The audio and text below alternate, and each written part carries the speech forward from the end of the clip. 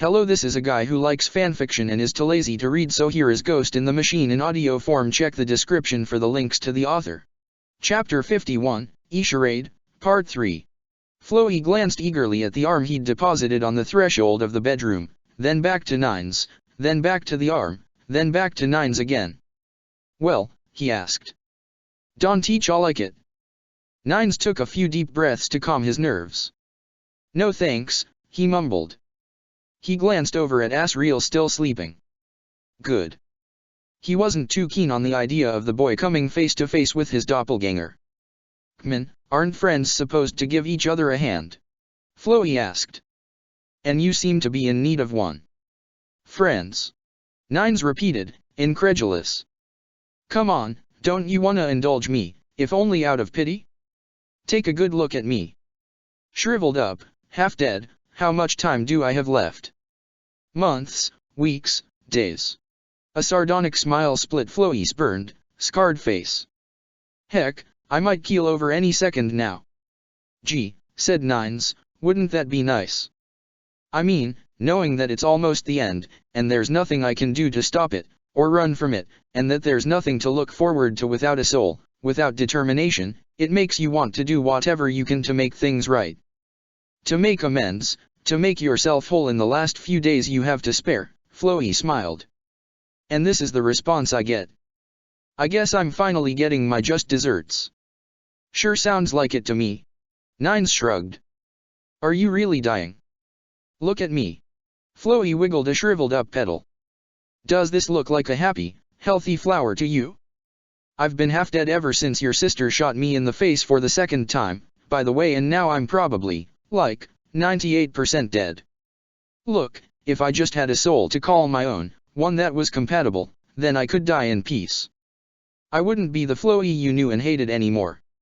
I'd be. Flowey's gaze fell upon Asriel's sleeping form as he lay curled up by 9S's side. For a few seconds, he was speechless, his mouth agape, eyes wide. I'd be myself, he finished. Nines laid a protective hand over Asriel, not knowing what sick plan Flowey had in mind and not wanting to know. Don't even think about him. He's incomplete. Nothing but fragments of a greater whole, a handful of childish memories bouncing around in an echo chamber that you so kindly built a cute little doll around. He's a simulacrum, and barely one at that. Nines felt vindicated to see Flowey's true colors exposed. So what if he doesn't have all his memories? That doesn't make him any less of a person. Oh, and you would know, wouldn't you, 9S? Flowey spat. Okay, now you're pissing me off. Nines clenched his fist. Get out before I make you. He turned to face Pod 153. Pod, if Flowey isn't gone 10 seconds from now, shoot him. Affirmative. Pod 153 opened up, its hull unfurling to reveal its machine gun turret. T-10. Okay, okay. Flowey shouted. I'm going. Jeez. Asriel picked the worst time possible to wake up. Who's going? He asked, yawning. Go back to sleep, Asriel, Nines told him, keeping an eye on Flowey as the malevolent weed hurried for the door. Flowey paused. Hiya, Asriel. I've been looking for you all over, he shouted out, grinning brightly. 1. Countdown complete. Commencing firing. Wait. Asriel cried out, bounding off the bed and rushing over to Flowey, arms outstretched. Don't shoot him. Nines held back Pod 153. Pod, abort. Asriel, get away from him. He's dangerous, he warned the boy. He's hurt, Asriel retorted, dropping to his knees and offering Flowey his paw. Hiya, I'm Asriel. What's your name? Flowey. Flowey the flower. Flowey laid a half-burned leaf on top of Asriel's paw in some approximation of a handshake. Golly, it's so nice to finally meet you. I know all about you, you know. Nines rolled his eyes. Oh, God, I can't believe this, he thought. Asriel, you stupid little kid. Pod, pick Asriel up and carry him over here. Affirmative. Pod 153 hovered over to Asriel in mid-handshake, wrapped its arms under his armpits, and lifted him off the floor, much to his protests. Wait a minute. Asriel protested, wriggling in the air as the pod held him aloft. MMR Flowey, how do you know all about me? He just says that to everyone, Nines said. Because, Flowey answered, staring up at Asriel, I'm you. Pod 153 dropped Asriel back on the bed. Asriel immediately tried to scamper back toward Flowey. What do you? Nines grabbed him by the back of his shirt collar. Oh, no you don't, kiddo. What do you mean, you're me? I'm me. Asriel asked Flowey. He just says that to everyone, Nines insisted, dragging Asriel backward. The kid sure was growing into a curious little individual. Too curious for his own good. Not for the first time, Nines wondered if too much of himself was rubbing off on Asriel. He doesn't mean anything by it. And, need I remind him, he was about to leave. Hey, Asriel, remember our, 9th birthday? Flowey asked. Mom got us a little model of the solar system, and we asked her what all the planets were named, and she only named 7 of them. Asriel nodded. Yes. She said one of them was a dirty word, because humans had mean senses of humor, he and Flowey finished in unison. Lucky guess, Nines grumbled. Asriel, this guy's trouble. Stop trying to talk to him. He tried to kill me once. Oh, that's an exaggeration, Flowey said. Also, he asked, do you remember how you had to teach Chara how to sew, so they could make a sweater for Dad's birthday, and they didn't want to ask Mom because it had to be a surprise to her, too? Okay, that's obviously garbage, Nines countered.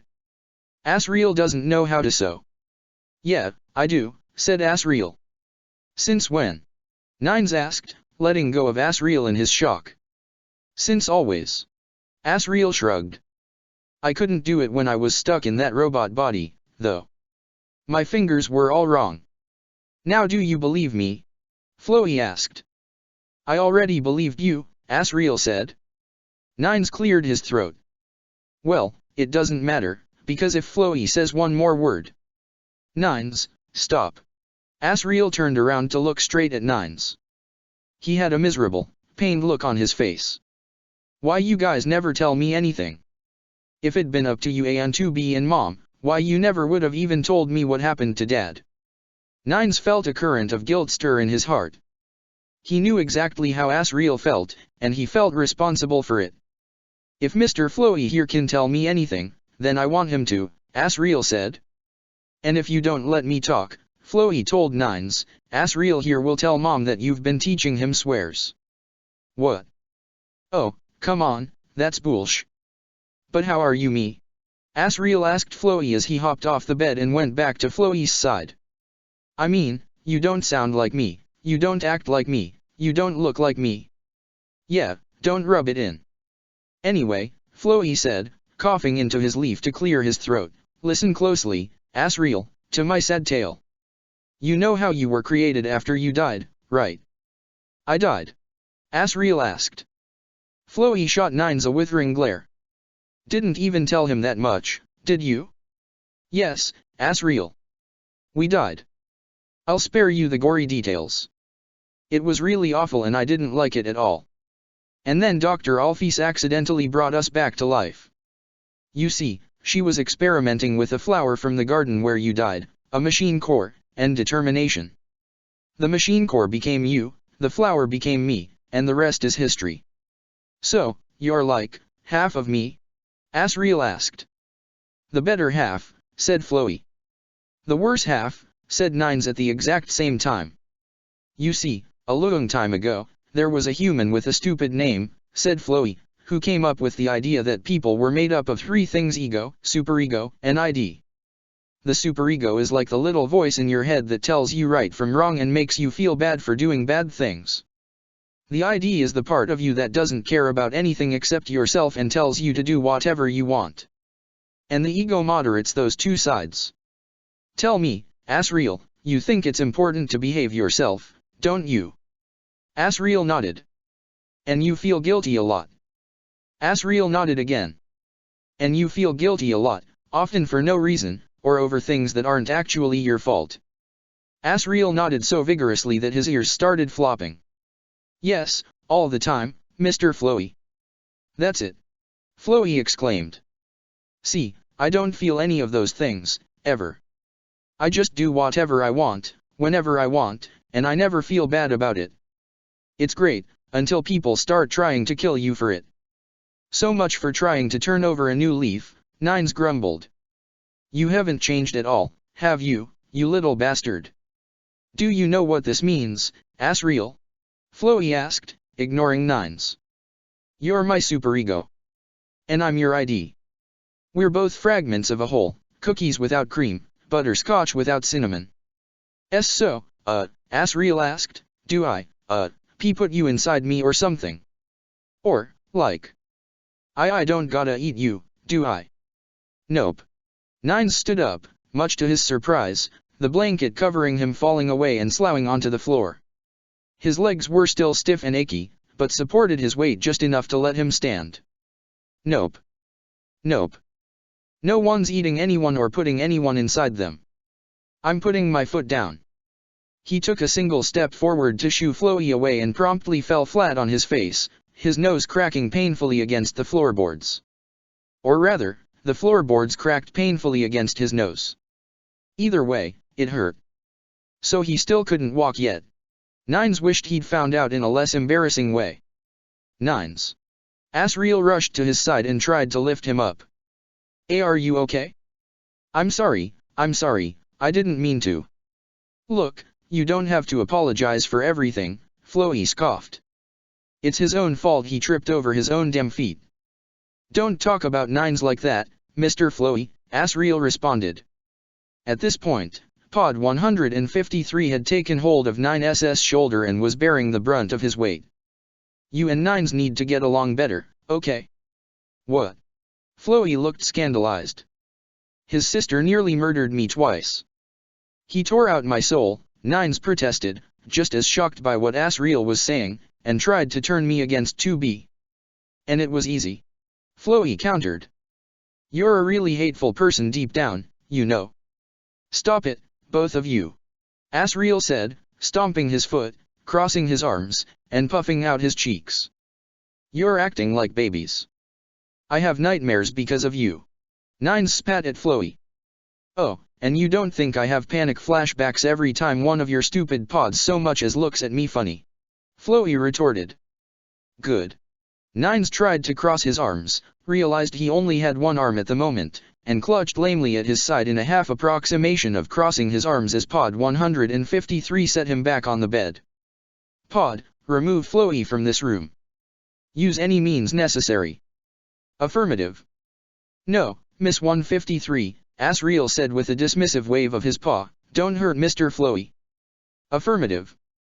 Flabbergasted, Nines glanced from Pod 153 to Asriel and back.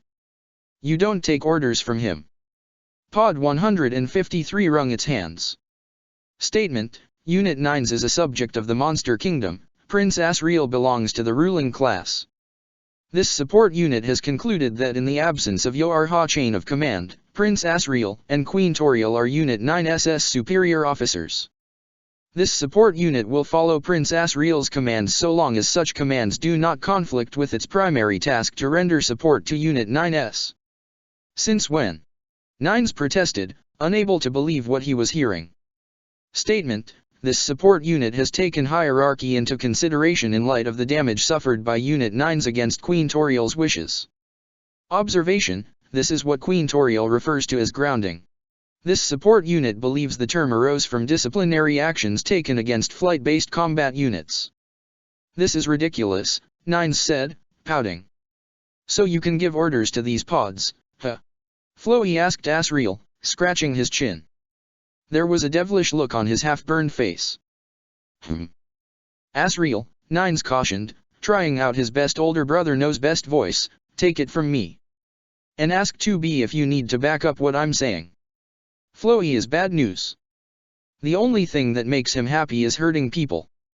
Toss him out of here right now before he decides to start having fun with us. Did you listen to a word I said last night? Flowey asked. On account that you were probably lying through your teeth, Nines said, No. No, I didn't. Look, I've done so much for you, Flowey pleaded. I showed you where the 6 souls were. You owe me a nice pot for that. The pot was in exchange for you teaching us the song that opens the door, Nines reminded Flowey. Oh, right. So how about it? Flowey asked. Mom has all sorts of gardening stuff, Asriel pointed out. Kman, Nines. You and Mrs. Undine need that song, don't you? Nines sighed. All right, Flowey. You win. Let's find you some nice dirt. It didn't take long for Asriel to find a big, orange ceramic flower pot to house Flowey, as well as a bag of potting soil. He'd needed Pod 153's help to carry it, but to Nines, it felt like it took forever. And as he set Flowey's new home on the dining room table and began filling it up with dirt, Flowey acted as though he were enjoying the facilities of a 5-star spa and resort. Flowey sighed deeply as Asriel repotted him, packing fresh soil around his frayed roots. Black dirt clung to the prince's paws as he tamped down the soil. Ah, he said, closing his eyes in bliss, this feels so good. It's like a pedicure. You two non-plants, you couldn't hope to understand. The song, Nines reminded him. I need a piano, said Flowey. At least 36 keys. Asriel's face fell. But this house doesn't have a piano. The castle does. Oh, boy. I love getting what I want for nothing. Flowey cackled. Hold up. Nines raised his hand. Pod 153, generate and display a laser light touchpad piano keyboard on the floor, C3 to B5. He couldn't rely on any augmented reality projections or touch screens without a visor, but a laser projected image that detected touch feedback, though a primitive solution, would more than suffice. Affirmative. Compiling MIDI input software. After a few seconds, Pod 153 displayed a matrix of lasers against the table in a 2-dimensional wireframe approximation of a piano keyboard stretching 3 full octaves. Nines tapped on the A4 key, producing a clear 440 Hz tone from Pod 153's speakers. Sounds good. Make sure you're recording this. As for you, Flowey, I think you owe us a performance. Well, fair is fair. Flowey let out a resigned sigh, curled out 10 long, green tendrils, and laid them just above the keyboard. Are you recording my masterpiece? Affirmative. Flowey began to play. Asriel closed his eyes and began to hum along, a knowing smile playing on his face as the memory came back to him. The memory of a song he'd long forgotten, but Flowey had remembered. Nines didn't trust Flowey as far as he could throw the leafy little bastard. But deep down, he couldn't help but wonder, was Flowey really Asriel's missing half? Was Asriel really missing anything? Sure, his memories were incomplete. He didn't remember how Chara had gotten sick and passed away, or how he'd died, but wasn't it a mercy of sorts, for Asriel to be missing such traumatic and painful memories? Was it a mercy to be missing those memories, even if this song that had meant so much to Asriel had vanished along with them? Flowey was right about one thing, that was certain. Nines was in the same boat as Asriel. His model had gone into production on January 30, 11,942, but as far as his memories had been concerned, Nines had not come into being until over 2 years later. More than 2/3 of Nines' life had never happened to him. He tried not to let it be a source of angst for him. 2B kept stewardship of those lost lives, though both holding onto them and divulging them were painful to her. As much as Nines wanted the missing years of his life back, he never pressed her for details. He trusted, respected, and loved 2B too much to ask for anything else. Instead, he let her dole out tidbits of his past lives at her discretion because he didn't want his curiosity about his past to come at her expense. Besides, they weren't his memories, they were memories of him. They were him as 2B had seen him. Moments of his life he'd spent away from her side, few of them as there were, those were gone forever, as irretrievable as data from a hard disk drive whose disk platters had been melted into slag. And the thoughts he'd had, the things he'd learned, the discoveries he'd made. All gone. No backups. No recordings, no testaments, no stewards. That fact, the fact that there were parts of him even 2B had never known, parts that had vanished entirely with every execution order from Commander White. That when Nines let himself dwell on it, was what got to him. 2B could tell him so much about his past, his exploits, the feats he'd accomplished, the ways he'd helped her out of dangerous situations, the jokes he'd told, the ways he'd gotten under her skin time and time again, but he'd only ever see those long-gone selves through a glass, darkly. If Nines could have his memories back, if he had that chance to genuinely restore himself, he would take them back without question, without hesitation.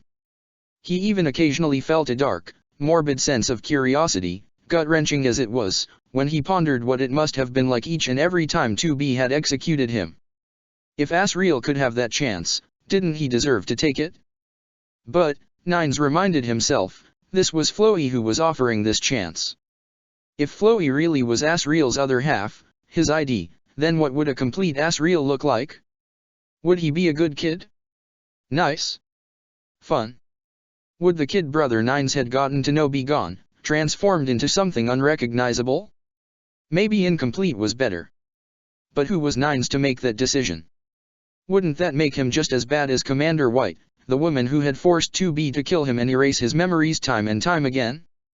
The song ended, and the last notes faded away, echoing through the quiet, empty house. The sudden silence broke Nines free of his musings. Asriel was clutching his arm, his furry head resting against 9S's shoulder, his eyes closed. The fur on his cheeks was wet and glistening, and Nines could hear quite clearly that Asriel was trying very hard to keep his quiet, restrained half-sobs to himself. Nines patted him on the knee. There you have it. Nocturne for Asriel and Chara in E major. Floe bowed. Sorry, no encores. Audio and MIDI input recorded, Pod 153 announced. Proposal: MIDI data gathered here should be converted into standard notation and transmitted to Captain Undyne. Good idea. Nines nodded. Pod, convert the data and send it to her phone. And give her a call, too. He wished he could gleefully rub his hands together. If anything could put water under the bridge between him and Undyne, it would be this. Transmission error. Contact could not be successfully established between the pod network and Captain Undyne's cellular telephone. Pod 153 once again wrung its hands apologetically. Observation: Captain Undyne's phone could not be detected, indicating that it, as well as herself, may be in an area of the kingdom where pod sensors cannot penetrate. This support unit will continue to attempt transmission every 30 seconds until contact is made. The tunnels, Nines pondered. The room with the piano. Maybe Undyne's already on her way there, without the music? Or did 13B help her find it? Or is she heading into a trap? And if she was there anything Nines, here with no weapons, no functioning NFCS, and barely any strength to walk, could do to help her? Deep in the dark, barely explored tunnels beneath Waterfall, deep below the dark and marshy caverns and underground lakes and ponds Undyne called home, she leaned against the slick, stony walls, slumped over. Pinning her to the side of the tunnel was a long, ragged sword buried up to its hilt in her side and running through the rock. Blood trickled down her leg, leaving a widening stain down her pants as other rivulets ran down the cobbled-together hilt of the scrap metal sword and dripped onto a growing puddle on the ground. Feeling like a butterfly in some freak's collection, Undyne grasped fruitlessly at the sword's hilt, her fingers slipping off the blood-slicked steel. Her hands shook as her vision blurred and darkened. This couldn't be the end, it couldn't, not when victory had been so close at hand. Walking over to Alfie's lab, Undyne felt more exhilarated and invigorated than she had in weeks. She didn't even mind that even the briefest jaunt through Hotland was enough to leave her a sweaty mess. The future finally seemed bright. She and 13B were on their way from City Hall, where they'd just dropped off the new executive orders. The befuddlement on the clerk's face had been a sight Undyne would never forget. But laws were laws, and right now, Chara Dreamer was done for. Legally. Hey, Undyne. 13B asked, wiping beads of sweat from her brow. When you found me this morning, you called me lucky, didn't you? Yeah. That all right with you? Well, only close friends call me lucky. Most people just call me 13. 13B smiled nervously. So, how'd you know to call me that?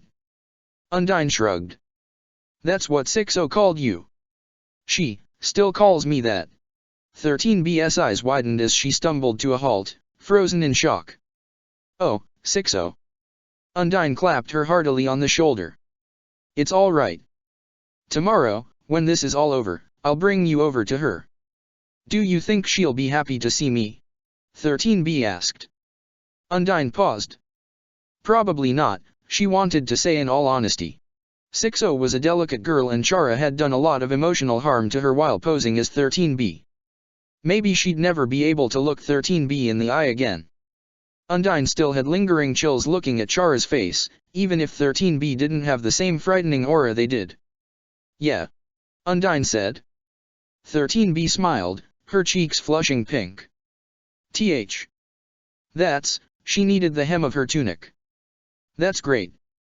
Undyne tugged her along, eager to get to Alphys' lab and out of the oppressive heat. "Come on. Let's go see how Alphys and Dr. G's medical robotics stuff is going." There were more people on the floor of Alphys' laboratory than Undyne expected to find. Dr. Gabrietta had about a half-dozen medical technicians in white smocks accompanying her, and Alphys had a few hired hands on her side as well. Undyne had never seen so many people on the laboratory's production floor.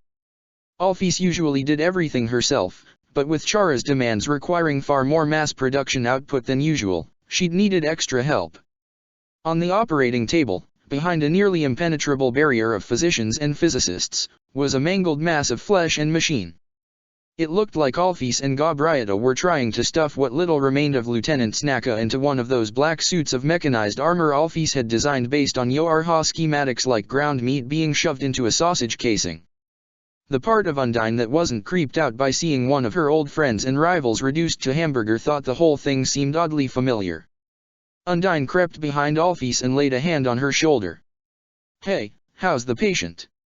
Alphys nearly leaped out of her scales, hurriedly pulling the tool she'd had in the suit's innards away to prevent any damage to the patient. "Ah.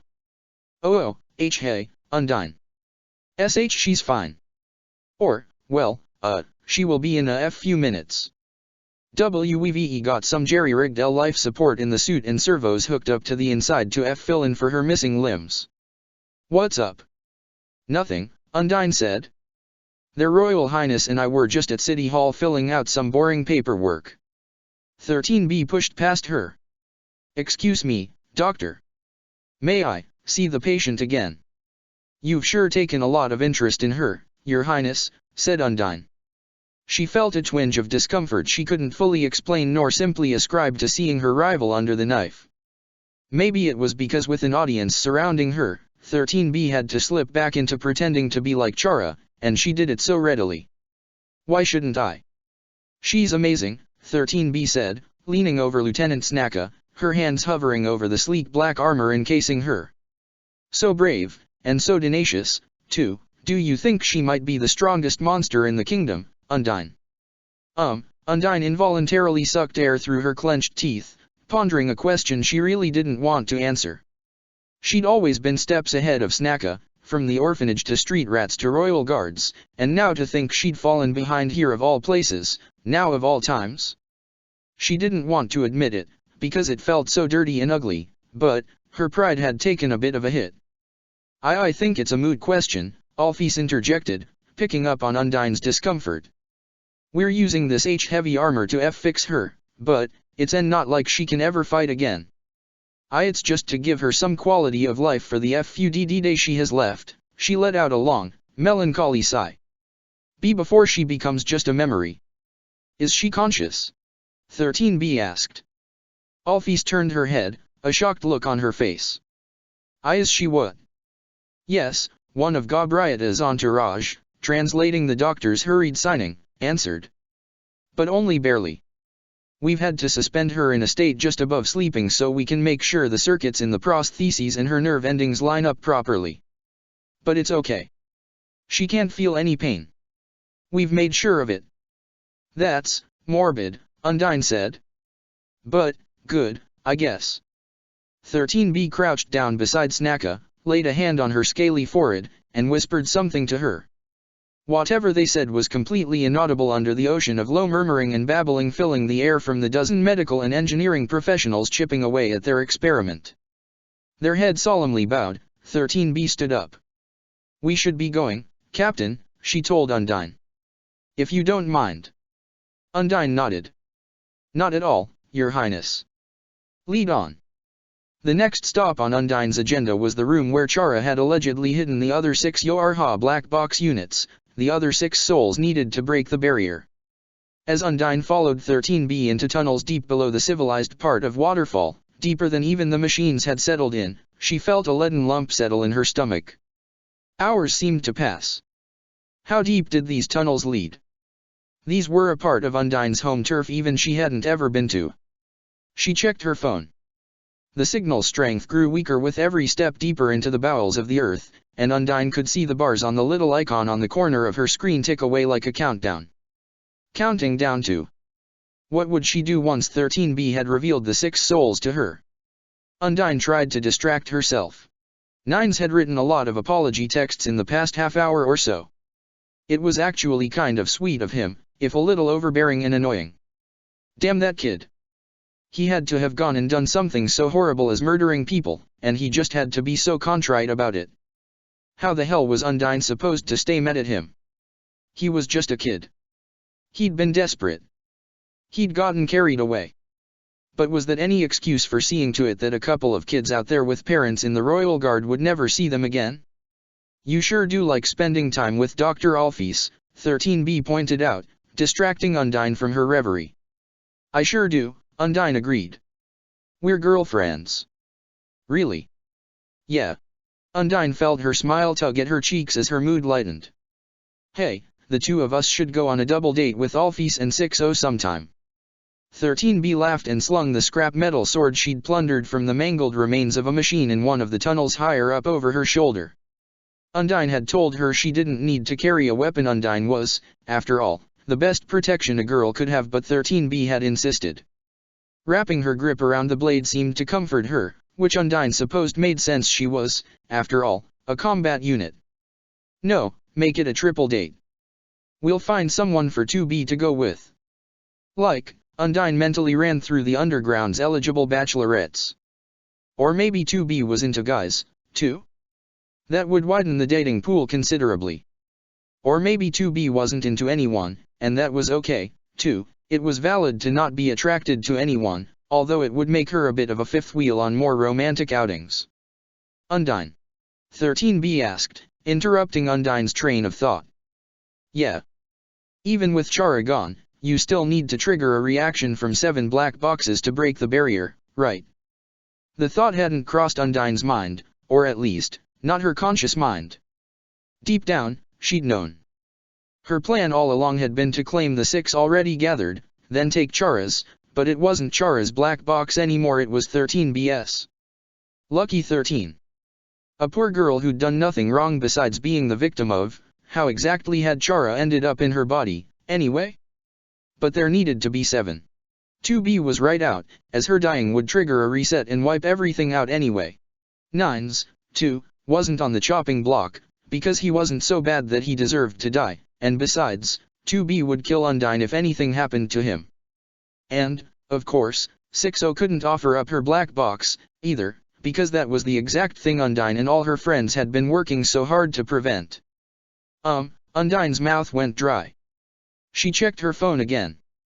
No signal. Chara's secret room must not be too far away, she reckoned. Don't worry about that. We'll find another way. There's always another way. 13B smiled again, but sadly this time, as though she doubted Undyne's words. The two of them walked on. There has to be another way, Undyne kept telling herself. She prayed that maybe Chara would wrestle control of 13B's body away from her at just the right time and give her a chance to run them through without a second thought. It would be okay to kill Chara, even if it killed 13B, too. In fact, it would be a mercy to free 13B from that torment if Chara retook control of her body. That was the only way Undyne could think to morally justify taking her black box. Eventually, Undyne recalled why she so rarely gave herself to introspection. It was when 13B had run her scrap metal sword through Undyne's stomach before Undyne could react, lost as she was in the moral conundrums swirling through her head. 13B's face swam before Undyne's eye, a dark tunnel blacking out everything beyond that pale face as Undyne's vision faded and the air began to drain from her brain. It was the face of Chara? Had Undyne been played a fool all this time? But she was important to Chara's plan. Only she could absorb the 7 souls with no risk. How could Chara abandon her here of all places, now of all times? Chara, she gasped, feeling the strength fleeing her body with every beat of her heart, the magic draining from her body along with her blood. Why? You can't. Chara. Chara cocked their head. Chara who? It's me. Lucky number 13. But, Undyne gasped like a fish out of water. It doesn't make sense. The plan, destroying Chara's ambitions. 13B laughed. Don't you worry, Undyne. It's nothing personal. But, Undyne tried to comprehend what 13B was saying, but it didn't make any sense, and it was getting harder and harder to think clearly. But, we're on the same side. Lucky. What about revenge against Chara? Oh, I haven't forgotten. 13B's grin darkened. This is my revenge. I'm going to tear their kingdom apart. I'll burn it all to ashes. Chara's precious little monsters, the people they love more than their own kind. I'm going to make sure every last one of them dies in agony, and I'm going to make Chara watch. Her eye was wide and wild, her bright scarlet iris glittering in the gloom. It's the most perfect revenge I can think of. 13B took hold of the sword's hilt even as Undyne continued to scrabble against it and yanked it free, freeing Undyne as well. The misshapen, rusty blade was dark with smears of blood. Undyne fell to the ground, gasping in pain, her face wrenched in a silent, anguished scream as she clutched at the wound running through her side. The blood was flowing more freely now, mingling with the brackish puddles dappling the stony ground, tendrils of scarlet running through the water. Her breath caught in her throat. Like I said, it's nothing personal, Undyne, said 13B. If you hadn't been a monster, I'd have been honored to be your friend. But unfortunately, well, all genocides have to start somewhere. Now if you'll excuse me, I have a speech to make. She threw her head back and laughed, her laughter bouncing off the walls, then walked away, her sword slung over her shoulder. Glory, she called out, her words barely managing to penetrate Undyne's earphones as the captain struggled to cling to consciousness, to mankind. Undyne conjured a spear with the last of her strength, aquamarine light flickering through the tunnels, arcs of electricity leaping across the damp stone, and through it, hoping its aim would be true. That if she died down here, she would take Chara, or was it 13B, or did it matter either way, with her? The spear did not fly true. It caught a lock of 13B's hair and nothing more before embedding itself in a far wall, shining like a beacon for a few seconds before it faded away. Undyne reached out with a trembling hand as the darkness enveloped her, grasping at thin air, silently lamenting the injustice of it all. I'm sorry, Alphys. Alfie. Oh, God, Alfie, I just wanna see you one more time. I can't die here. I can't. I have to. It had taken a few hours, but at last, the work on Lieutenant Snacka was finally done. And Alphys had to admit, she was almost beautiful, in a way. Sure, she was more machine now than monster, and the prostheses were a rush job, but it was a rush job that would give Snacka time to say goodbye properly to her friends and loved ones in what little time she had left. And then she'd become one of those amalgamates, or a memory head as Alphys called them, a wispy, phantom fragment of a person, but even that. Well, as long as she was loved, it wouldn't be too bad. The gentle rise and fall of Snacka's chest was proof enough that she lived, but so too was the alert spark in her pitch-black eyes as she lay on the table, awake but seemingly too weak to speak or move. However, she seemed content.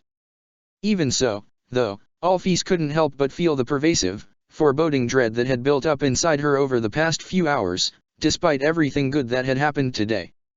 She tried to dismiss it, of course. When you were used to things going wrong, whenever they went right, it felt like the universe was playing a prank and was just getting ready to pull the rug out from under you, but it felt like there was more to it than that. Alphys compulsively checked her phone and found a voicemail message that had been left nearly an hour ago. She held the phone up to her ear with a trembling hand and played it. Hey, Alphys. It was clearly 9SS voice on the other end. I'm trying to reach Undyne. We found the song she'll need to open up Chara's vault. Pod 153's been trying to call her for, well, it feels like hours. Any idea where she is? Alphys felt the dread curl around inside her tighter than before. Undyne had gone down to the deep tunnels with 13B, and shouldn't she be back by now? But why else would she not be answering her phone unless she's deep enough that she can't get a signal? Undyne couldn't be hurt? Or worse? No. She couldn't allow herself to think those things. Gabrietta, noting Alphys' pensive state, laid a bony hand on her shoulder, loosening at least a little bit of the tension filling her body. Her assistants finished cleaning up and started preparing to leave, which Alphys was incredibly grateful for. Then one of them found Alphys' TV remote, which Alphys was extremely ungrateful for. Hey, one said. My phone says King Chara's broadcasting an emergency speech from City Hall. I wonder what for. Well, said another, we'd better do our patriotic duty and watch it, huh. Before Alphys could protest, the TV was on, and Chara's face 13B's face was on it, their voice filling the room. End of the Second Human Monster War begun by my late father. Second, the Royal Guard will no longer be a military organization, and will. Gabrietta whisked Alphys off her feet and pulled her over to one of the messy, junk-laden corners of the laboratory with surprising roughness. Alphys' pulse pounded as panic struck her. What was she doing? Listen to me very carefully, Gabrietta signed once she'd set Alphys down. I have a very keen sense of hearing. Those of us who dwell in silence often do. Alphys nodded, not sure where this was going and entertaining the possibility that Gabrietta was going to, for whatever reason, use those spindly fingers of hers to gut her like a fish. For the use of military-grade equipment is hereby rescinded, and all new recruits from the Military Expansion Act. I heard what King Chara whispered to the lieutenant. Gabrietta continued. Clear as crystal. It was an order for your execution. Execution? Alphys gasped, sparing a sideways glance at Snaka's prone body. Her? She thought. Ordered to kill me? The events of last night have made it clear that no army can match. They said there would be a trigger phrase in tonight's speech. Mortals must do. Tonight's speech. Alphys dashed toward the cluster of assistants crowded around the television as they hung onto King Chara's every word. Despite Gabrietta's silent protests, the doctor lost her protective grip on Alphys. Turn the TV off, she screeched, hardly able to understand how she could yell so loudly with her heart pounding so hard and so fast, her mouth so dry, her throat so tight. Turn the TV off. In this brave new world, mortals must do what angels cannot. Alphys barely felt the fangs bury themselves in her neck. Chapter 52, Voice of No Return. Every shallow breath, every fragile pump of her heart, brought Captain Undyne another second closer to death. Funny, somehow it was funny how much it felt like falling asleep at the end of a long, hard day. She didn't want to fall asleep. Not yet. Not now. Not here. And she wouldn't. She could feel it. Something inside her, something burning, something filling her up almost as quickly as the pain and blood loss was hollowing her out. Cut down with a single strike by an insane android, clinging to life. This intensity within her. It all felt. Somehow, it all felt familiar. And because of that, Undyne knew she could hold on. Askari was waiting for her, somewhere out there, beyond the abyss, but he was a patient man. And Undyne had more work to do. She had to get to Alphys, she had to see her again, even if it was only just once, and she had to find that traitorous 13B and kick her ass. The one benefit of 13B and Chara sharing a body was that Undyne could kill them both at the same time. There was no sound in the dark and winding tunnels but the constant, echoing dripping of water in the distance, and each quiet, ringing plop of a droplet from the ceiling into the puddles dotting the ground served as a reminder of the blood ebbing from Undyne's body. She had to stop the bleeding. Placing a palm over the wound in her gut, the blood was so warm coming out, it was almost hot. She tried to conjure a spark. Heat had only ever been a byproduct of Undyne's lightning, and not one she'd ever paid much thought to, not until 2B had nearly burned her hand off grabbing one of her spears. Heat, searing heat, crisping, charring heat could she. Undyne's scream rang through the tunnels, echoing off the walls. As the electric current ran through her muscles, she convulsed, curled into a ball, and rolled over. The shallow puddle she lay in was frigid compared to the heat roasting her flesh. She lost count of how many times she'd passed out from the pain. And how long passed between each minuscule blackout. Seconds, minutes, hours? By the time she managed to muster up the strength to burn the exit wound shut as well as the entry wound, she felt like she'd been trapped down here for days. Wound sealed. Blood loss stopped. Undyne would live. But it was getting cold. The water was cold. The air was cold. Undyne shivered, huddling to conserve as much body heat as possible as she dragged herself centimeter by agonizing centimeter trying to find drier ground. Time slowed to a crawl and stretched out. Every so often, when she began to feel weak and faint and her fingertips began to grow numb, she administered a tiny shock to her heart, just enough to keep it pumping. She couldn't keep track of how many times she had to do that or how many times she fell unconscious. Hours? Had hours passed? Undyne just needed to work up the strength to stand up. Stand up, stand, stand. She stood. She fell. She heard something snap beneath her and a dull, throbbing ache ran through her hand. The monotonous sound of dripping, trickling water began to fade into silence, and what little Undyne could see began to blur and darken. Despite her best efforts, she was falling asleep. Undyne clutched at her waking mind and clung to consciousness. It couldn't end like this. No. No, it couldn't. It wasn't right, it wasn't fair, it wasn't just. Heroes lived noble lives and died valiant deaths, that was the way it should be. They didn't bleed out alone after getting stabbed in the back. Stand up. Stand up, Undyne. Get on your feet and start walking. There was a bright light, shining directly in Undyne's eye, overwhelming the darkness. It pulsed, pounding itself into Undyne's head, throbbing. It hurt. There was a voice, too. Loud, ringing, low, authoritative. Undyne reached out to it. Dad? No. Too monotone, not deep enough. Before the darkness claimed Undyne, her fingertips brushed against cold metal. Papyrus frantically scribbled notes on his notepad as the news began to dissect Chara's bombshell of a proclamation. Wow. King Chara's been hovering around a very low D- for a few weeks now, he exclaimed, breaking the silence, but after this, I'm prepared to bump them up to a high D, maybe even a D+, or a C-. What? 2B asked, still reeling from the shock of hearing Chara announce their surrender. He's been grading all of the king's public appearances, Sans explained.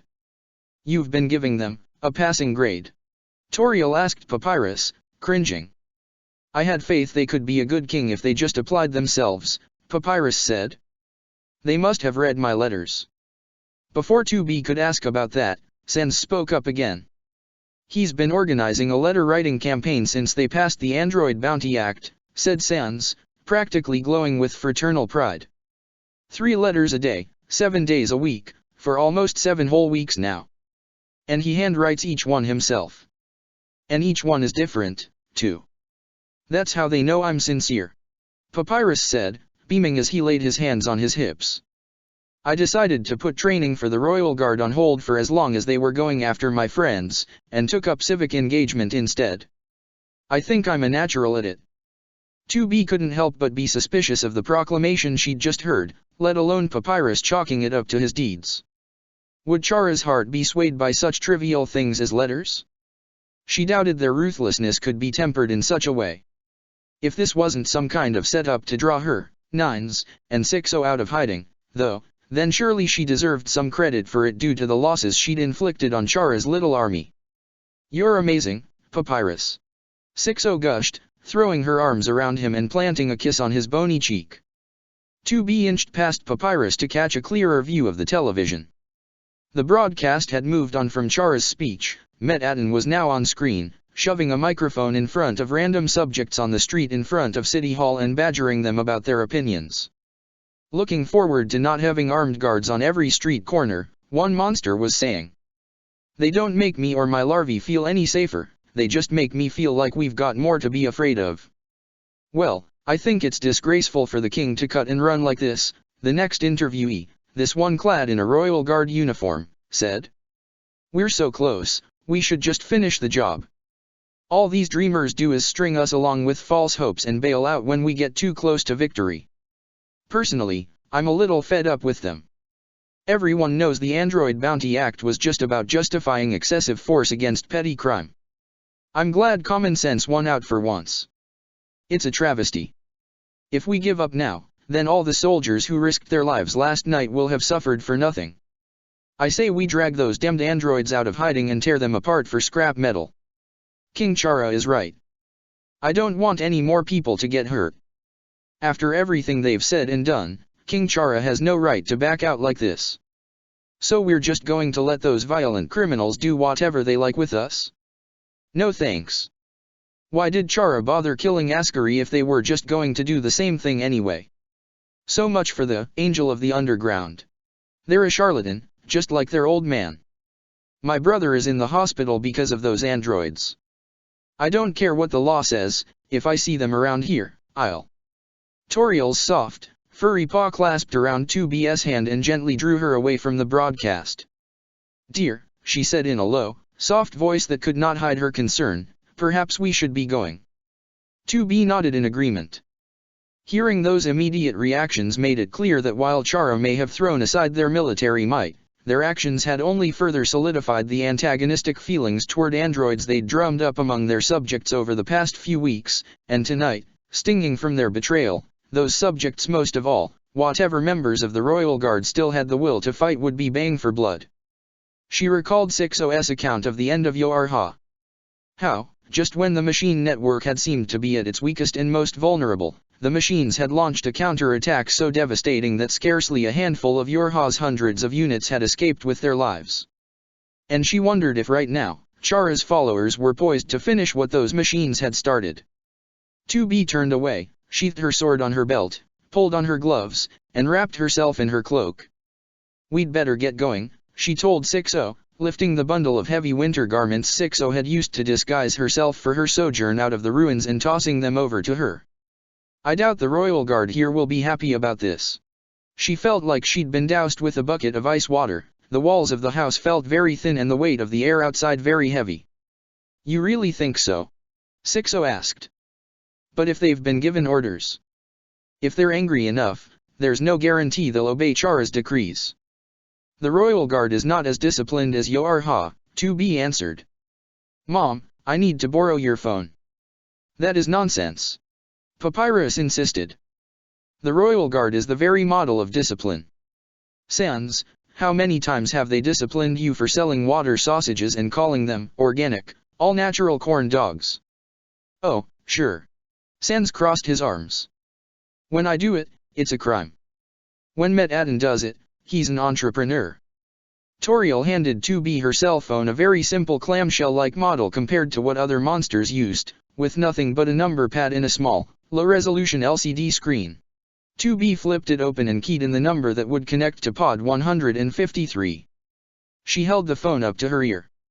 Nines. As she spoke, her tongue became thick and heavy in her mouth. Hey, 2B. What's up? 2B closed her eyes and let out the barest hint of a relieved sigh, though she felt a worrying note of tension in 9S's voice that kept her from fully relaxing. 6O, Toriel and I are on our way back. Something very strange is going on out here. Tell me about it. I've been trying to contact Undyne and Alphys for a while now and haven't heard a thing from either of them. Really? Neither of them? Yeah.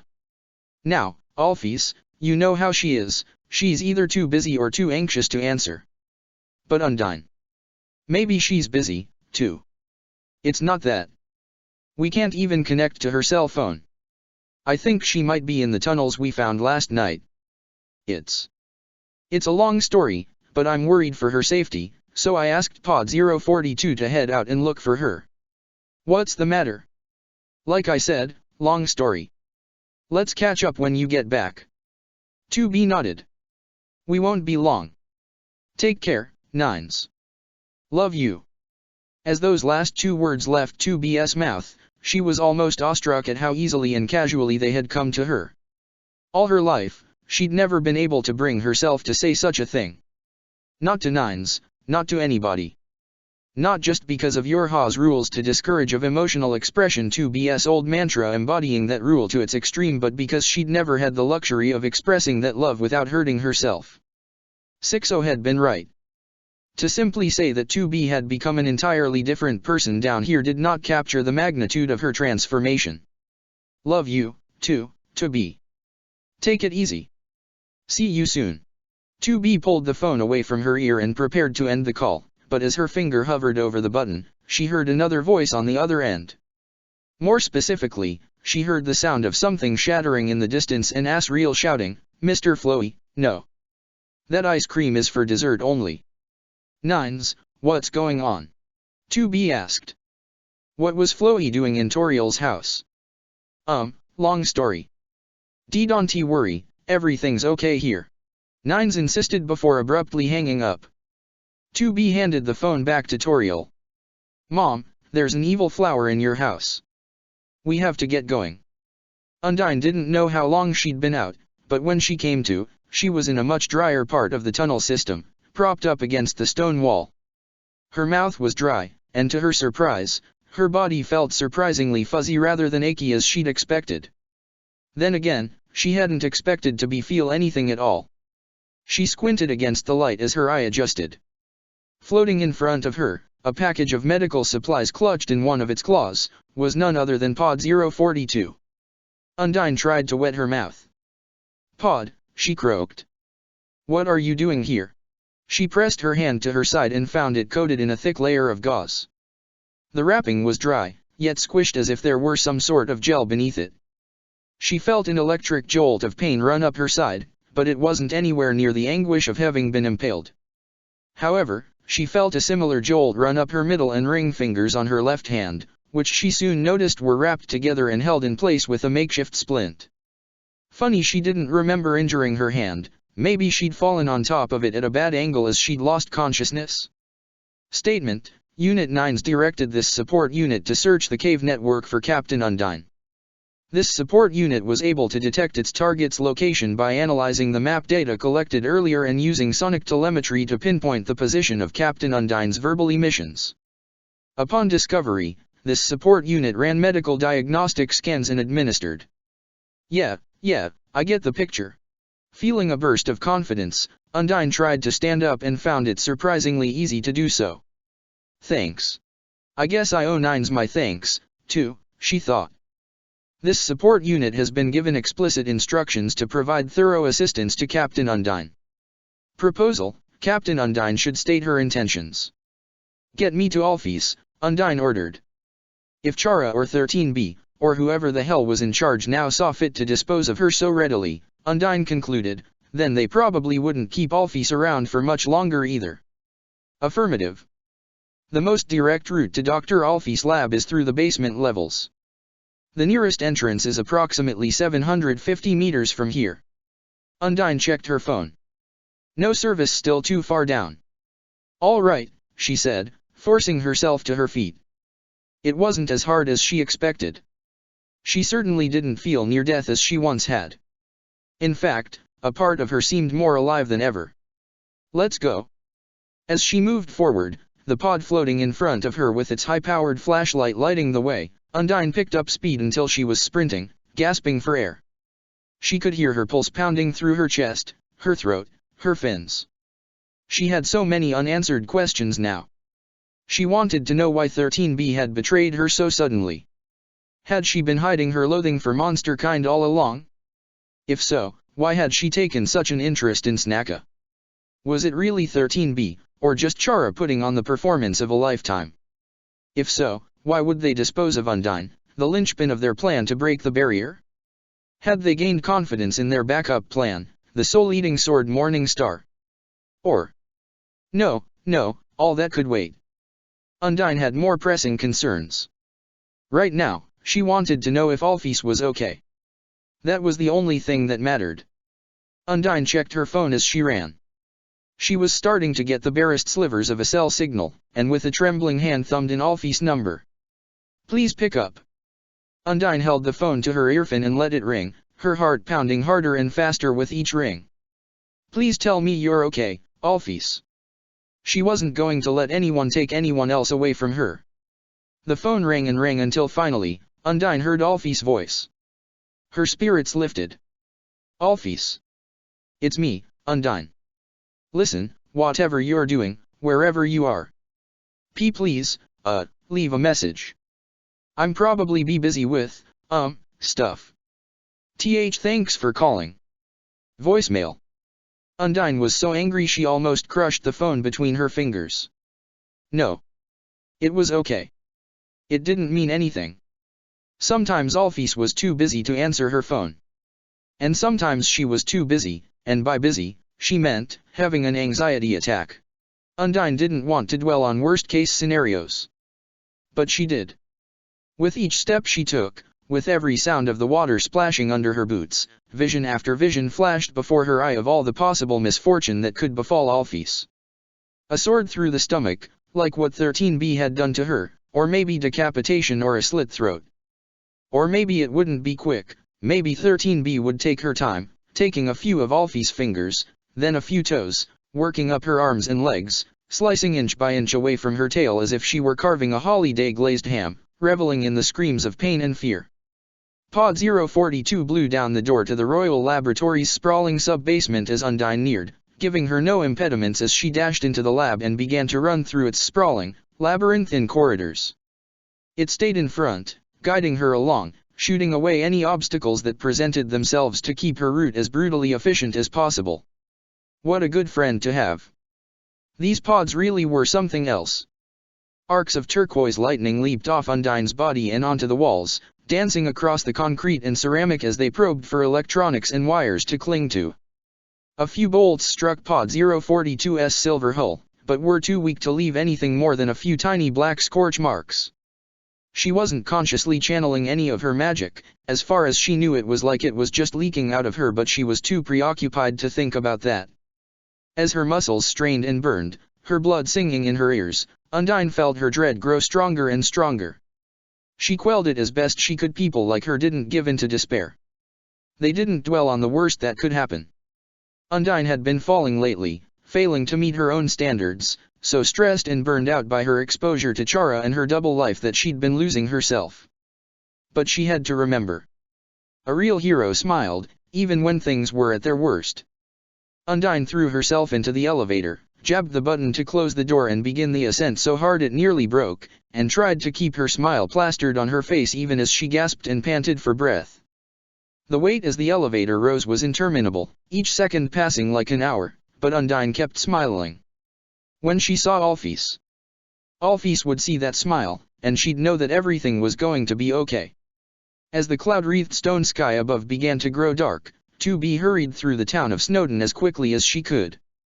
Papyrus had led the way through most of the town, then had to turn back when he remembered he had promised to walk a neighbor's dog, wishing 2B and company the best of luck in crossing the next few meters of Snowdin. While her left hand held onto a few of Toriel's grocery bags, she still had one hand free to use her sword if things got ugly. However, she couldn't help but wish she had an extra set of hands to make sure Toriel and 6-0 wouldn't fall behind. The atmosphere of the town felt more crushing, stifling, and hostile than before, as if she could feel the simmering resentment of the Royal Guard coming closer and closer to boiling over, and 2B silently lamented that Papyrus and Sans had to live on the east side when Toriel's home lay so far west. Crossing the entire town felt like crossing machine-controlled territory, and to make matters worse, she was doing it while escorting two non-combatants. She'd have no problem taking care of herself, but 6-0 would, and Toriel. 2B shivered, but not from the cold, and tried to rationalize away her fears. She ran down a mental list of the most senior members of the Royal Guard here in Snowdin. Dogami and Dogaressa were in charge, for all intents and purposes, and they were mostly by the book. 2B didn't doubt that if Chara ordered them to lay down their arms and leave her alone, they would do it. Greater Dog and Lesser Dog did whatever they were told, and they mostly listened to their superior officers.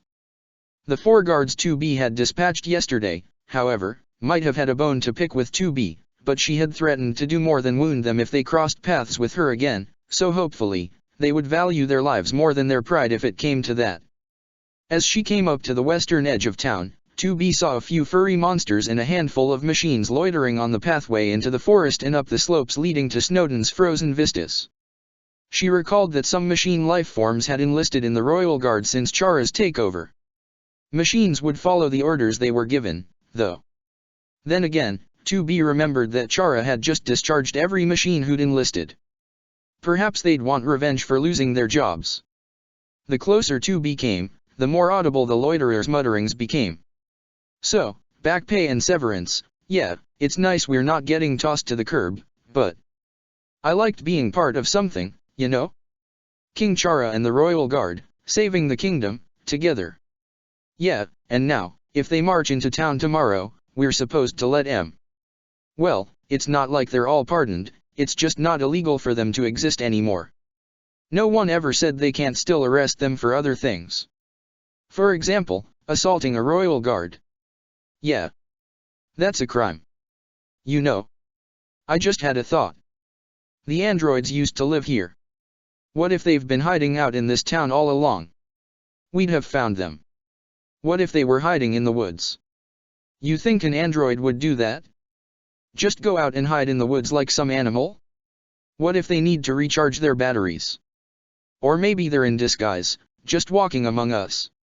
I think I know a way to tell if any of those androids are here in Snowdon. As she trailed close behind 2B, 60 let out a nervous gasp. 2B kept moving, neither speeding up nor slowing down. To not draw suspicion, the only way to react was not to. Hey, one of the loitering former guards, a white hair in a black coat, called out to 2B as she passed by. With her uniform and white fur, from a distance, she almost looked like Yoarha. Where are you three going with those bags? 2B froze. They're groceries, she said, calm as calm could be. Groceries. The former guard stomped through the snow. And you're going where with em? There's nothing out that way but snow and trees. Hey, wait a minute, one of the other former guards, this one a white fox dressed in the same black coat, spoke up as he caught up to his compatriot. He and his companion were young.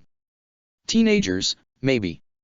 Too young for the Royal Guard, although considering 2B was both a seasoned soldier and 3 years old, she did not have room to talk. You there, he said, gesturing to Toriel, and then to the woods, you're that weird hermit who lives out there, right? Toriel took a deep breath. Yes I am, my child. I am that weird hermit who lives out there. And these two model citizens are helping me with my groceries. That's so nice of you guys, the second guard said. He gave the first guard a pat on the shoulder. Don't mind Perry here. She's a naturally suspicious person.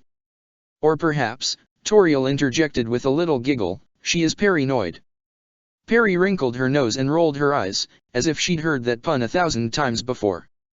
Since she lived in the same town as Sans, she probably had. All right, well, go on, I guess. Not like we could stop you if you guys were up to no good, anyway.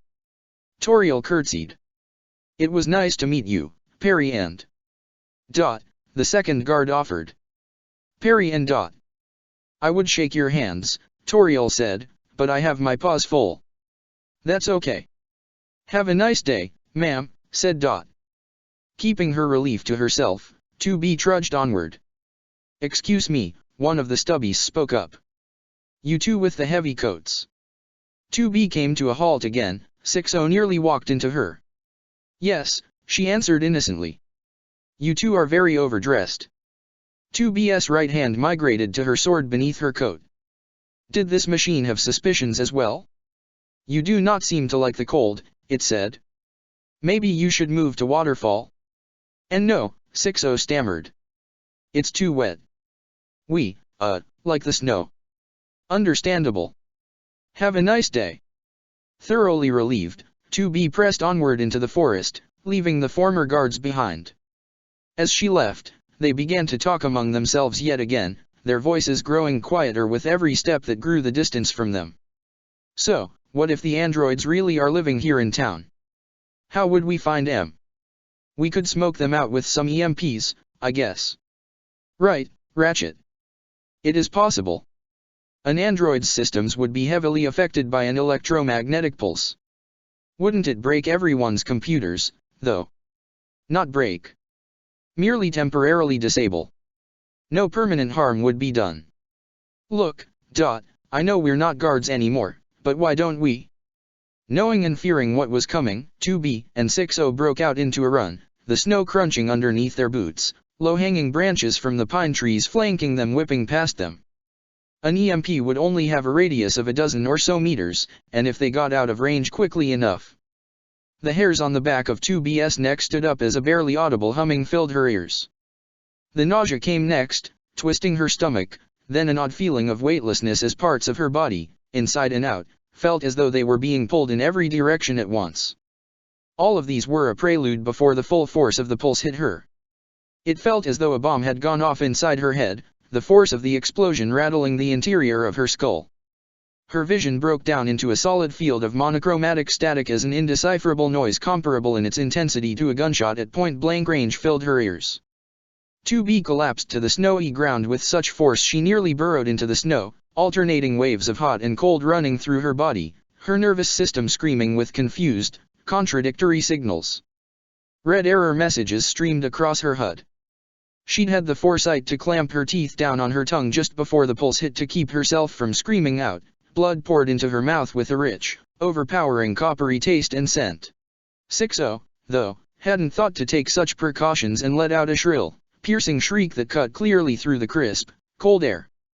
2B tried to pull herself and 60 to her feet, battling against a body that no longer seemed to know left from right or up from down, her ears still ringing, static still speckling her vision as bright flashes of color danced over a grayscale world. She spat out the blood filling her mouth, staining a small patch of snow red, as Toriel grabbed her by the shoulder and helped her steady herself. 60 clung to her tightly, still whimpering from the pain. 2B, 60, are you all right? Toriel asked, her voice coming out as an urgently whispered hiss, her eyes wide with worry. Go get the guards. I'll make sure whoever just screamed doesn't run off. 2B tried to nod. We'll be fine. We just have to. Still reeling from the pulse, she racked her brain to remember proper protocol for these situations. Machines equipped with EMPs were a rare sight on the surface, and she had to admit, she didn't have much experience with them, and especially not with being hit at this close a range. That, along with the lingering effects of the pulse, was making it hard to recall what to do in the event she'd been hit by one. Hard reboot, 60 gasped. Resets everything, flushes out any corrupted cached data. Do what you must, Toriel told 2B and 60, conjuring a wall of lavender fire behind her to slow the pursuers that would soon be coming. I will look after you. It was hard for 2B to put her trust in Toriel and count on her for protection as old memories bubbled through the haze still filling her mind. She was far from the protector she wished she could be, if she hadn't been able to protect Toriel, a woman she'd grown to love as a surrogate mother, then how could she have faith that Toriel could protect her? Of course, the Queen in Exile would defend 2B and 60 to her dying breath, but 2B couldn't allow such a thing to happen. She pulled herself free of Toriel's grip and drew her sword. She didn't have time to reboot. A hard reboot took precious seconds, during which she'd be completely vulnerable. I can't care RM self, she slurred, trying to will away the wobbling of her legs and the buckling of her knees. Toriel scooped her up before she could collapse and headed off. Obstinate child, 2B heard her mutter. One of these days, you will be the death of me. The words stung 2B more than Toriel could have known. She had been the death of her once, twice. But of course, Toriel couldn't have known that. Being carried under the Queen in Exile's arm was far from a smooth ride, in fact, it was more than enough to agitate the residual nausea causing 2B's insides to squirm. Trying her best to ignore the piercing discomfort, she squeezed her eyes shut and rebooted. The doors to Alfie's home slid open and Undine dashed from the elevator platform into the light, expecting Alphys to run to her with such great certainty she could already feel her girlfriend's pudgy little arms wrapping around her waist. Alphys. Silence greeted her. Silence and dust. The tiled floor of the lab, brightly lit and fully illuminated but utterly void of people, was smeared with gray-white dust, the occasional spatter of blood, in several colors, and scraps of torn clothing, a large, ragged swatch of dark fabric that might have been Dr. Gabriel's cloak being the most prominent. The lab was a wreck. The operating table that had stood in the center of the production floor was overturned. Alfie's desk and computer terminal in one corner was a blackened, smoking wreck. In the other corner, her robotics workstation, still loaded with parts from scrapped machine life forms, was in similar disarray. Undyne swallowed hard. Alphys? Alfie? There was no response. Her footsteps through the lab were the only sounds she could hear, and their solitary echoes were deafening. The dust on the floor clung to her sodden boots, creating a sickly gray paste. She tried to tread lightly, and though the last thing she wanted to think about was who it all belonged to, she began to fear the worst. Alfie. See, come on. You're hiding somewhere, aren't you? Undyne called out, casting her gaze upward to the mezzanine to see if she could spot any sign of life. That's a good girl, hide from the bad guys. It's okay. I'm here now. She flung out her arms. You hear me, Alphys? She shouted out. I'm here now. Nothing. No life signs detected, Pod 042 chimed in. Observation, if Dr. Alphys is still alive, she is likely no longer at this site. SHH Undyne interrupted, holding out her hand. She's got anxiety. She knows how to hide really well. That's my Alfie. Query, by what mechanism would Dr. Alphys successfully mask her vital signs? She'd science something up. Reverse the polarity of the neutron flow or something. Response, neutrons do not have polarity. Shut up. Undyne snapped. That was just an example. She racked her brain for an answer. Proposal, Captain Undyne should. Shut up, Undyne snapped again. I've got this. Enraged, she tore through the laboratory, scattering scraps of machinery across the floor, toppling server towers, exposing every nook and cranny from top to bottom. Tools, projects, even Alfie's personal belongings all cast aside as she left no stone unturned. Alphys couldn't be gone, she had to be here somewhere, hiding or hurt or unconscious. She just had to find her. Undyne turned the lab inside out from top to bottom, but found nothing.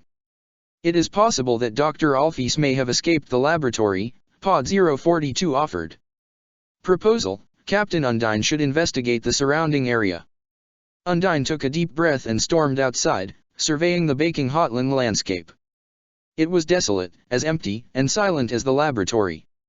She ran along the perimeter of the building, hanging close to its featureless white walls, roasting in the hot air. After a fruitless search, Undyne grabbed her cell phone and pulled up Alphys' number again. She'd call and keep calling until Alphys answered. She'd have to answer eventually. Alphys may have often been too stricken with shyness or anxiety to pick up whenever she was called, but she never went anywhere without her phone. She spent more time socializing through a screen than she did face-to-face. Undyne waited with bated breath to hear Alphys' voice. Commencing system check. Memory unit, green. Initializing tactics log. Loading geographic data. Vitals, green. Remaining MP, 73%. Black box temperature, normal. Black box internal pressure, normal. Activating IFF. Activating FCS. Initializing pod connection. Launching DBU setup. Activating inertia control system. Activating environmental sensors. Equipment status, green. All systems green. Combat preparations complete _. It seemed like a normal enough boot sequence, but when 2B cracked her eyes open, her visor was still streaming error messages to her, and her insides still felt like they were filled with wriggling worms. Lightheaded, too, she tried to sit up and the trees spun around her. Still in the forest. The sky was a little darker, but 2B couldn't tell how much time had passed or how far they'd traveled, or, worryingly, why a hard reboot seemed to have taken more than just a few seconds. She recalled what Alphys and Sixo had told her about how her repairs had rendered her more vulnerable to electromagnetic weapons. She'd never bothered to ask how vulnerable, now she wouldn't need to. 2B. Sixo asked, helping her sit up. You were out for a few minutes. Are you okay? 2B nodded. No lasting damage. At least, none that she knew of. She took stock of the area. Toriel had brought her and Sixo off the trail and deeper into the forest, where the trees clung more closely to each other, Nearby was a clearing with a frozen-over, snow-covered pond. Toriel was sitting beside her, huffing and puffing with exertion as she leaned against the trunk of a pine tree. Carrying 2 androids nearly 300 kilograms of weight in total could not have been easy for her. Somebody was yelling in the distance. No, 2 people. As 2B's headache slowly dissipated, she focused on the voices. If either of you were still guards, I would have you stripped of your ranks. What were you thinking? Didn't you see the broadcast? That was Dogami and Dogaressa, taking turns as they berated. 2B focused on the other voices. The rogue former guards, among them Perry, Dot, and Ratchet. The whole group stumbled over their words, struggling to get a word in edgewise. You do not have the authority to harass subjects of the king. Dogaressa shouted, silencing the rabble. Yes. Only we have that authority. And we do not harass law-abiding subjects. Dogami chimed in. You two were the ringleaders here, weren't you? You are coming with me. It's about time you saw the inside of a jail cell. With the last word, Dogami grabbed Perry and Dot by the ears and dragged them off, leaving Dogaressa behind with the others. Oh. I nearly forgot. Dogami emerged from the trees yet again, still dragging Perry and Dot by the ears, and leaned into his wife, giving her a peck on the cheek. I love you, darling. I love you, too, sweetie, Dogaressa said, responding with a kiss of her own. Take care. I will be right behind you. As her husband retreated, Dogaressa gathered the strewn-about bags of groceries and set them down one by one in front of Toriel while the remaining former guards waited on the sidelines. Are you all right, ma'am? Toriel nodded. Yes, thank you. I just needed to catch my breath. Children, are you two all right? She asked 2B and 60. No, said 60, wriggling her left hand. I've got a left side, too. I am so sorry, Dogaressa said. Those delinquents do not speak for us. The Royal Guard enforces the law, not any ideology. Rest assured Captain Undine will not stand for this behavior, from former or current guards. And neither do we. Thank you, said Toriel as she pulled herself to her feet. Especially for getting our groceries. You're welcome. And you too, Dogaressa said, helping 2B and 60 up next, are welcome back here in Snowdin whenever you wish. The law is the law, after all. The law, 2B said, a little more frostily than she'd intended, seems to change very suddenly these days. She knew more than anyone else what it was like to subordinate one's own will to a higher power regardless of one's personal desires or beliefs, to live a life beholden to the whims of one's leaders, following whichever way the wind blew instead of one's own heart. In a perverse way, one could say the royal guards who still hated androids no matter what the law said were more virtuous than those who simply did whatever they were told. Yes, well, who knows what goes on in that king's mind? Dogaressa asked, shrugging. They seem to be of two minds about a lot of things these days. Anyway, I have to take the rest of these hoodlums down to the garrison. But if you would like to wait here for a bit, my husband and I would be happy to come back and escort you three to, where is your home, ma'am? She asked Toriel.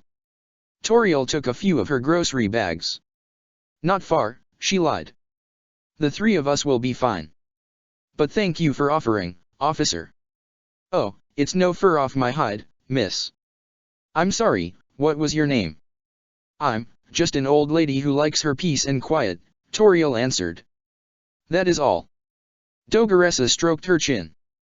I'm sorry, ma'am. You just remind me of somebody I used to know.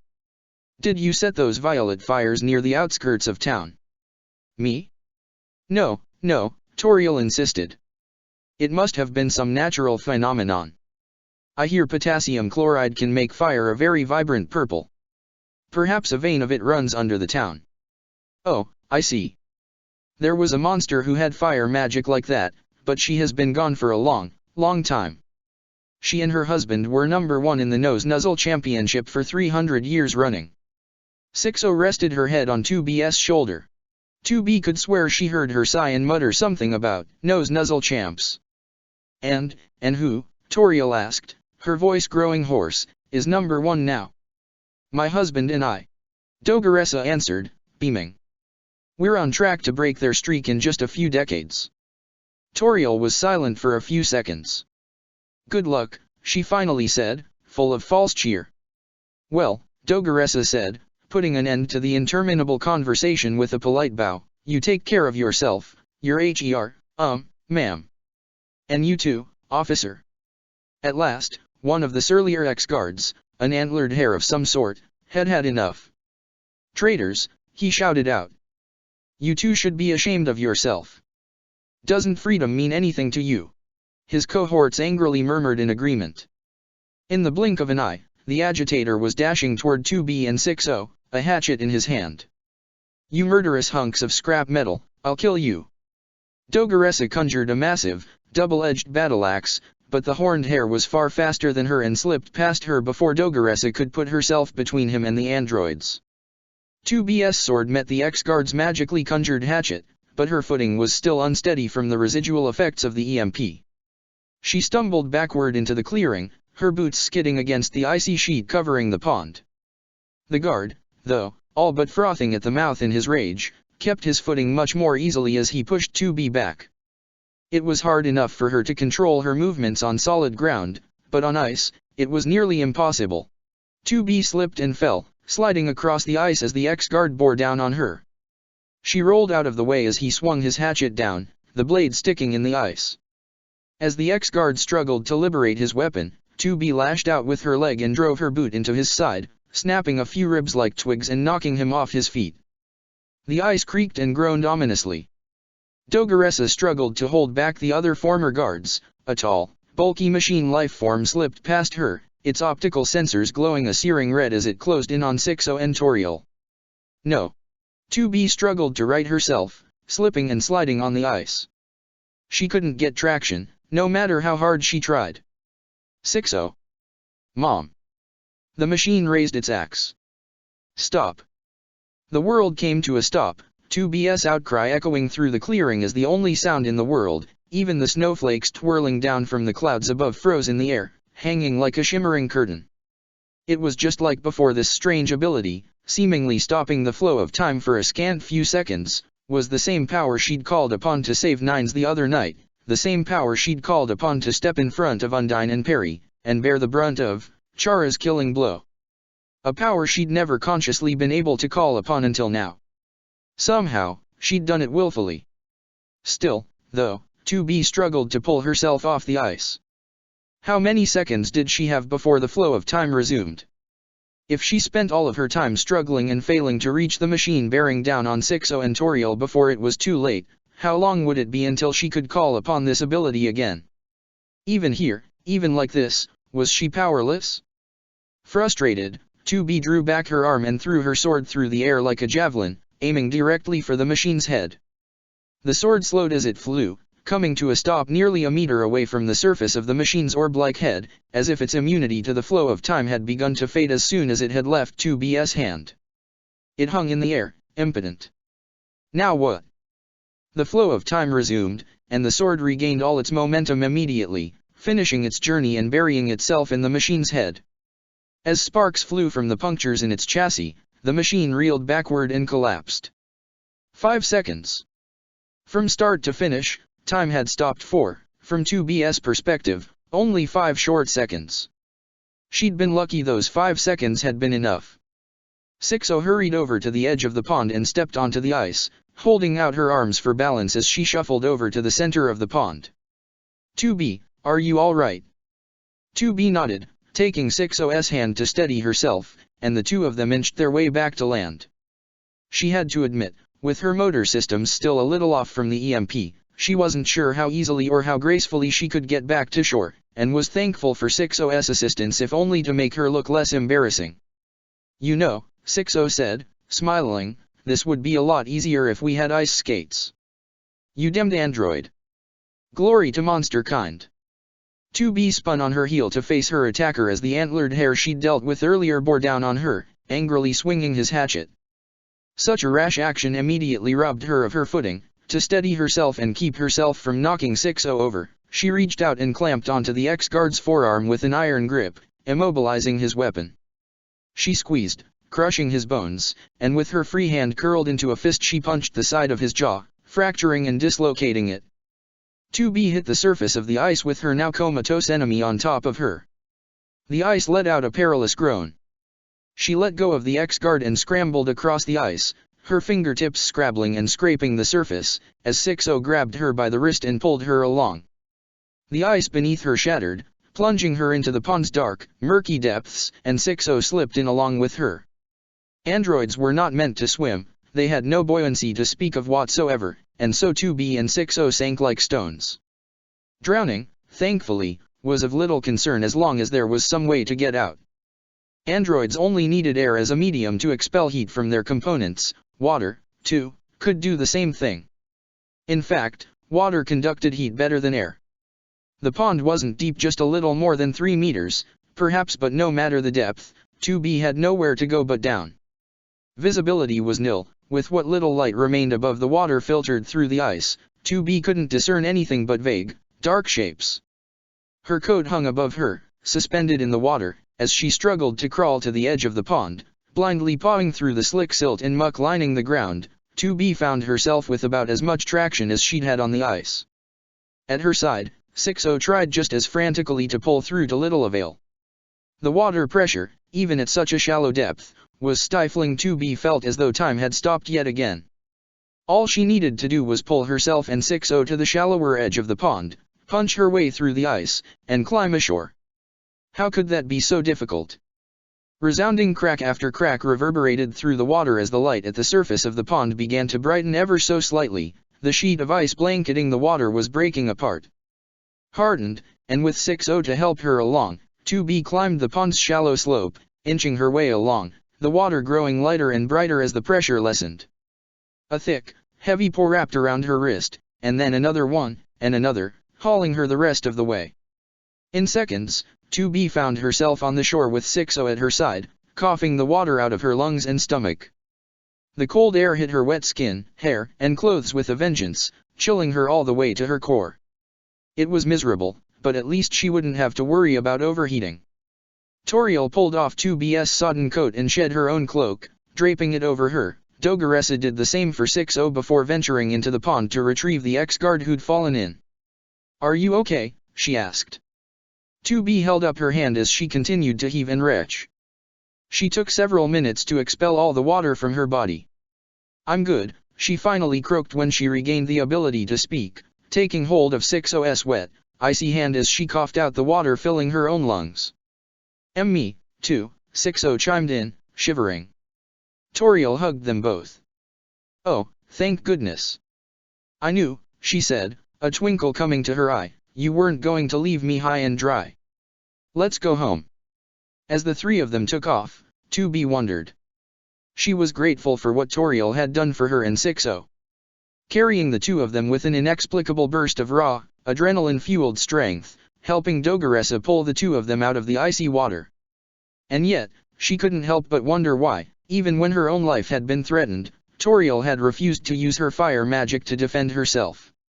Undyne waited to hear Alfie's voice, her heart catching in her throat and her chest growing tighter with every passing second. There was something she heard first, though. The muted, tinny sound of Alfie's ringtone, some catchy anime theme song, filled the air. Undyne's phone slipped from her hand and fell to the ground as she slowly turned in the direction of the music. Hi, you've reached the personal phone of the royal scientist, Dr. Alphys. I'm not available right now, so please, leave a message. I'm probably be busy with, stuff. Thanks for calling.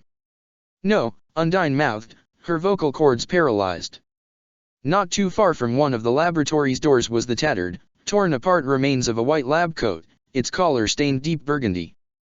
The ground underneath was smeared with a rough patina of dust. Next to the lab cot lay a cell phone, its screen cracked.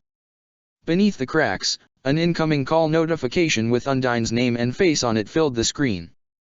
As Undyne approached, she felt something crack beneath her foot, and hurriedly stepping back, she found a twisted pair of glasses mangled nearly beyond recognition, shards of its lenses still clinging to the frames like jagged fangs.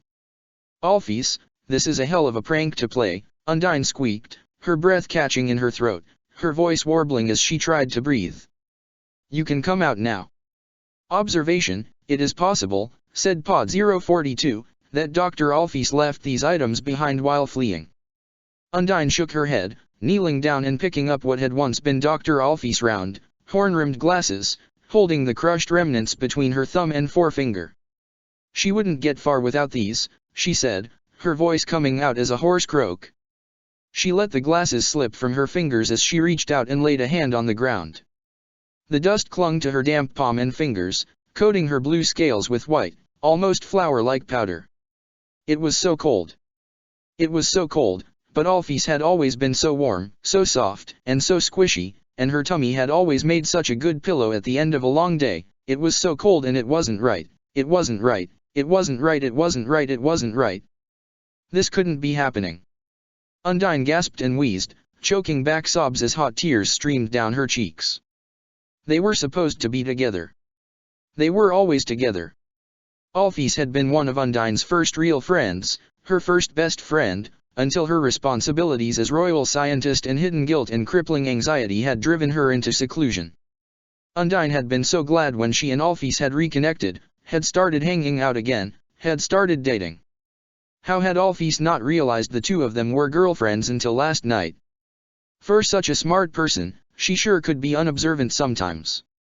Undyne let out an involuntary moan, her voice cracking and creaking as it slipped out of her throat. She tried to take as deep a breath as she could. Of course, her training had prepared her to handle the knowledge that someone she'd sworn to protect was dead. Through rigorous exercises and role-play she'd taught herself to never give up, to not let the knowledge of failure overwhelm or paralyze her, to keep on fighting and make the bastards pay, no matter what. It was easy to learn in theory. And much, much harder to put into practice. Because, just like it had been Ascari just a few weeks ago, it was Alphys this time. Alphys had helped Undyne build some of the puzzles that occasionally stymied visitors to Waterfall. Undyne hated puzzles, hated Monsterkind's weird pathological obsession with putting mind games everywhere for each other's amusement, but making them with Alphys was fun. Making sand castles with her later was even more fun. Alphys had shown Undyne her anime historical records. They were fascinating. Humans had had such a rich and varied culture. She'd known humans were the enemy, but deep down, she thought they were pretty cool, despite their bad blood with Monsterkind. Alphys had always been willing to show Undyne new and interesting things. She'd enriched Undyne's life so much, shown her things she hadn't known could possibly exist. She was Undyne's other half. And now that other half was gone. And Undyne wanted it back. She wanted to hug Alphys again. She wanted Alphys to hug her again. She wanted to feel her scaly little claws around her hand again. She wanted to press Alphys close, feel her lips brush against hers, and she wanted to do so much more, too. She wanted to show Alphys how much she loved her in ways she'd never had an opportunity to show her before. She never would now. Why did she desire the touch of someone who no longer existed? Undyne threw her head back and let out an anguished, primal howl, screaming out her anger and sorrow at the rocky ceiling far above. The sound of her agony tore at her throat on its way out, caustic as bile, as her outburst echoed across the far too silent air. Arcs of lightning flew unbidden from her body, leaping through the air and leaving scorch marks on the walls. She drove her fist into the ground, shattering the rock below. Her scream trailed off and petered out into a weak, pitiful wail as the last of the air in her lungs ran out, and as she hung her head, her shoulders began to shake, and she began to weep. Gone. Gone like this? Without even a chance to say goodbye? To say I love you one more time? Incoming transmission from Unit 9S. Undyne ignored Pod 042's announcement. The words didn't register to her until 9S's voice came through from its speakers. Undyne. Pod 042 just sent me all the data it's gathered. His voice was low, hoarse, and carefully measured, a restrained tremor barely audible beneath his words. I'm so sorry. Undyne tried to answer, say something pithy and cutting, but she couldn't force the words out. She couldn't even think of what to say. Her mind was a blank. Undyne. Nines asked. Are you all right? Why, she asked, not in response to 9S's inquiry, but in general. Why had she clung to life when Alphys couldn't? Why had Alphys crumbled away here when Undine had held herself together? If it couldn't have been neither of them, why hadn't it been both? Alphys, she whispered, the name caught between her sobs.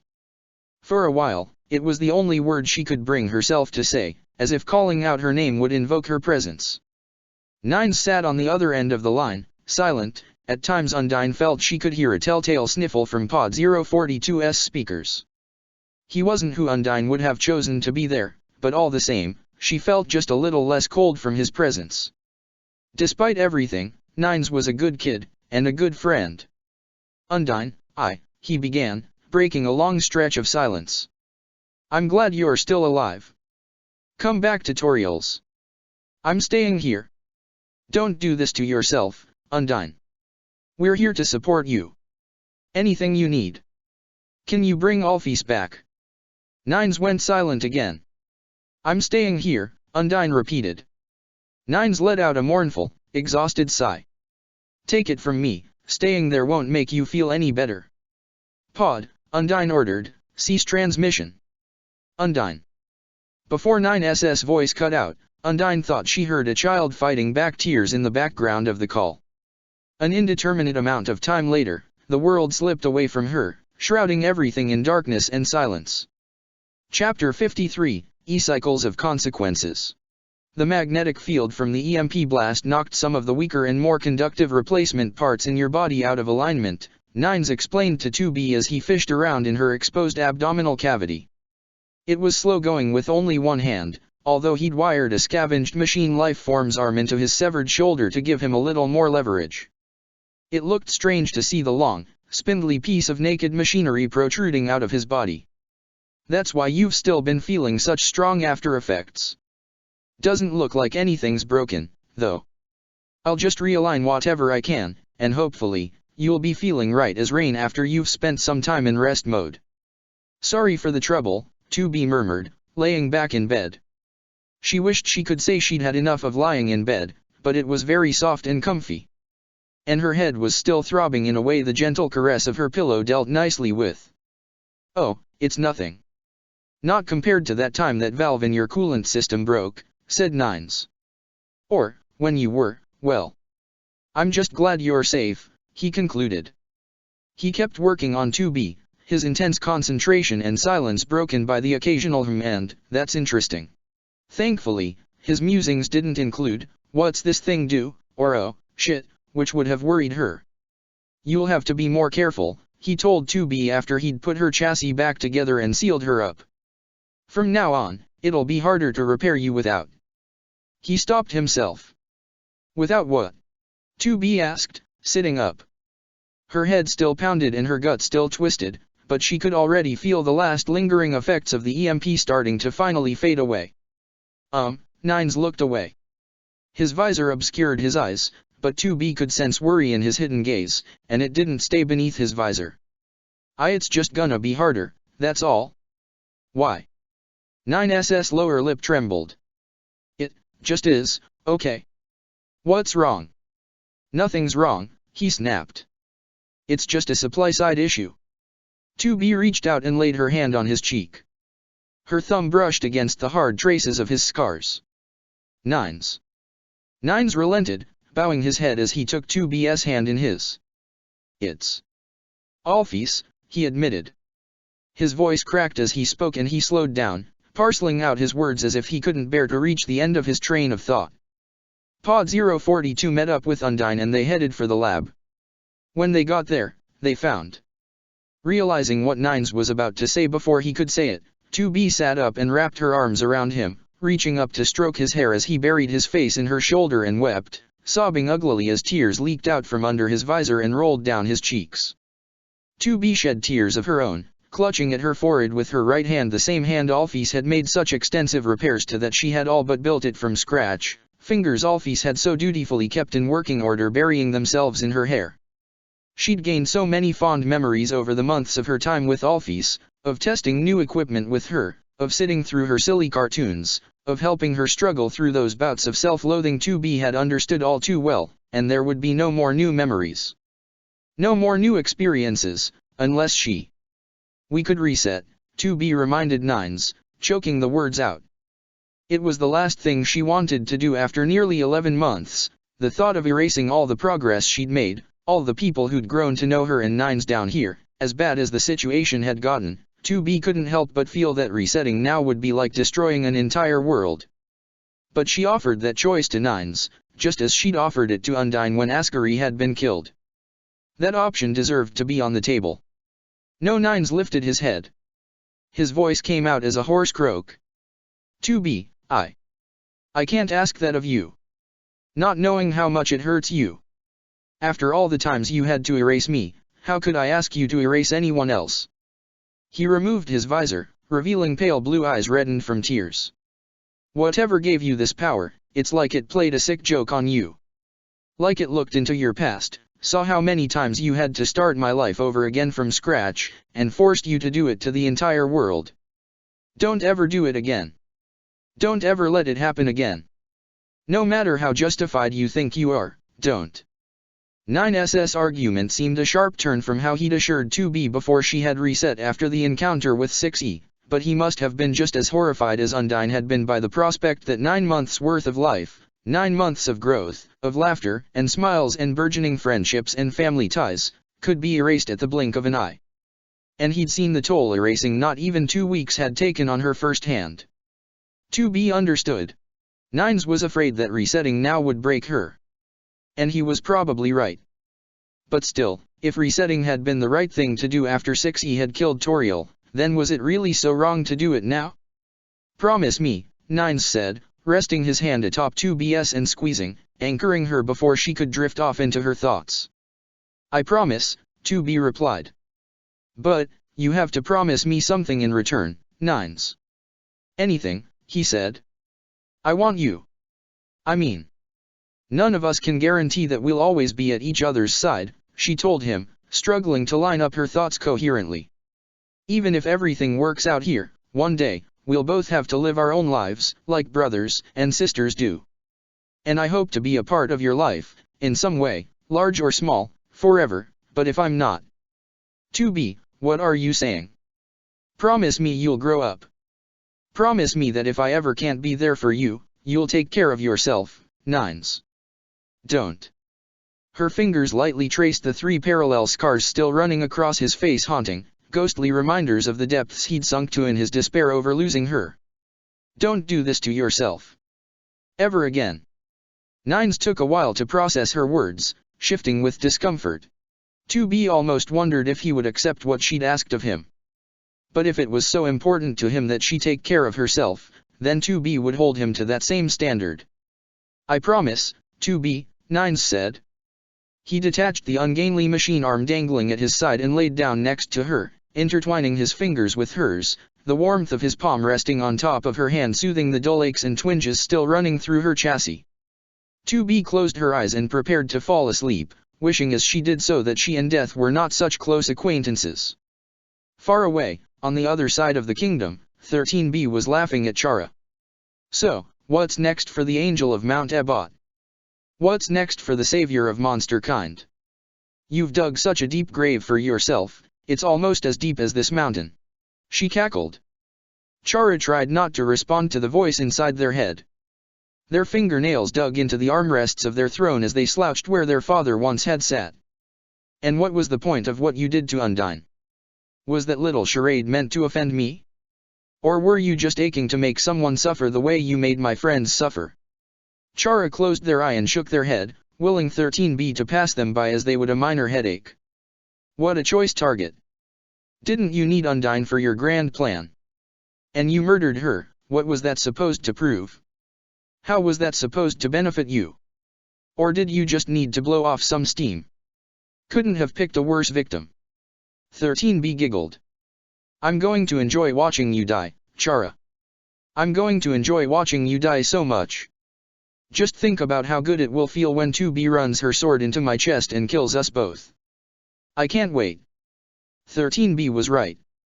Chara had sacrificed a lot today and handicapped themselves, all just to commit to a spur-of-the-moment disguise. All they could hope for was that they could spin this to their advantage.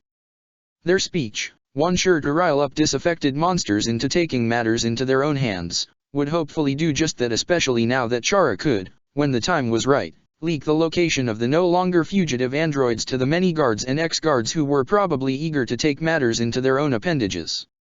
Or, perhaps it was time to take matters into their own hands. It all depended on who they could trust to be loyal to them. One thing bothered Chara more than anything else, though. Toriel was harboring the androids. Chara's very own mother. And Asriel was there, too. Once again, Chara's family stood in their way. No, not just in their way. In the way of the entire kingdom. Something would have to be done about that. The doors to the throne room swung open. Chara stiffened and sat up straight. Perhaps one of the regional governors had come all this way to yell at them over their stunning betrayal.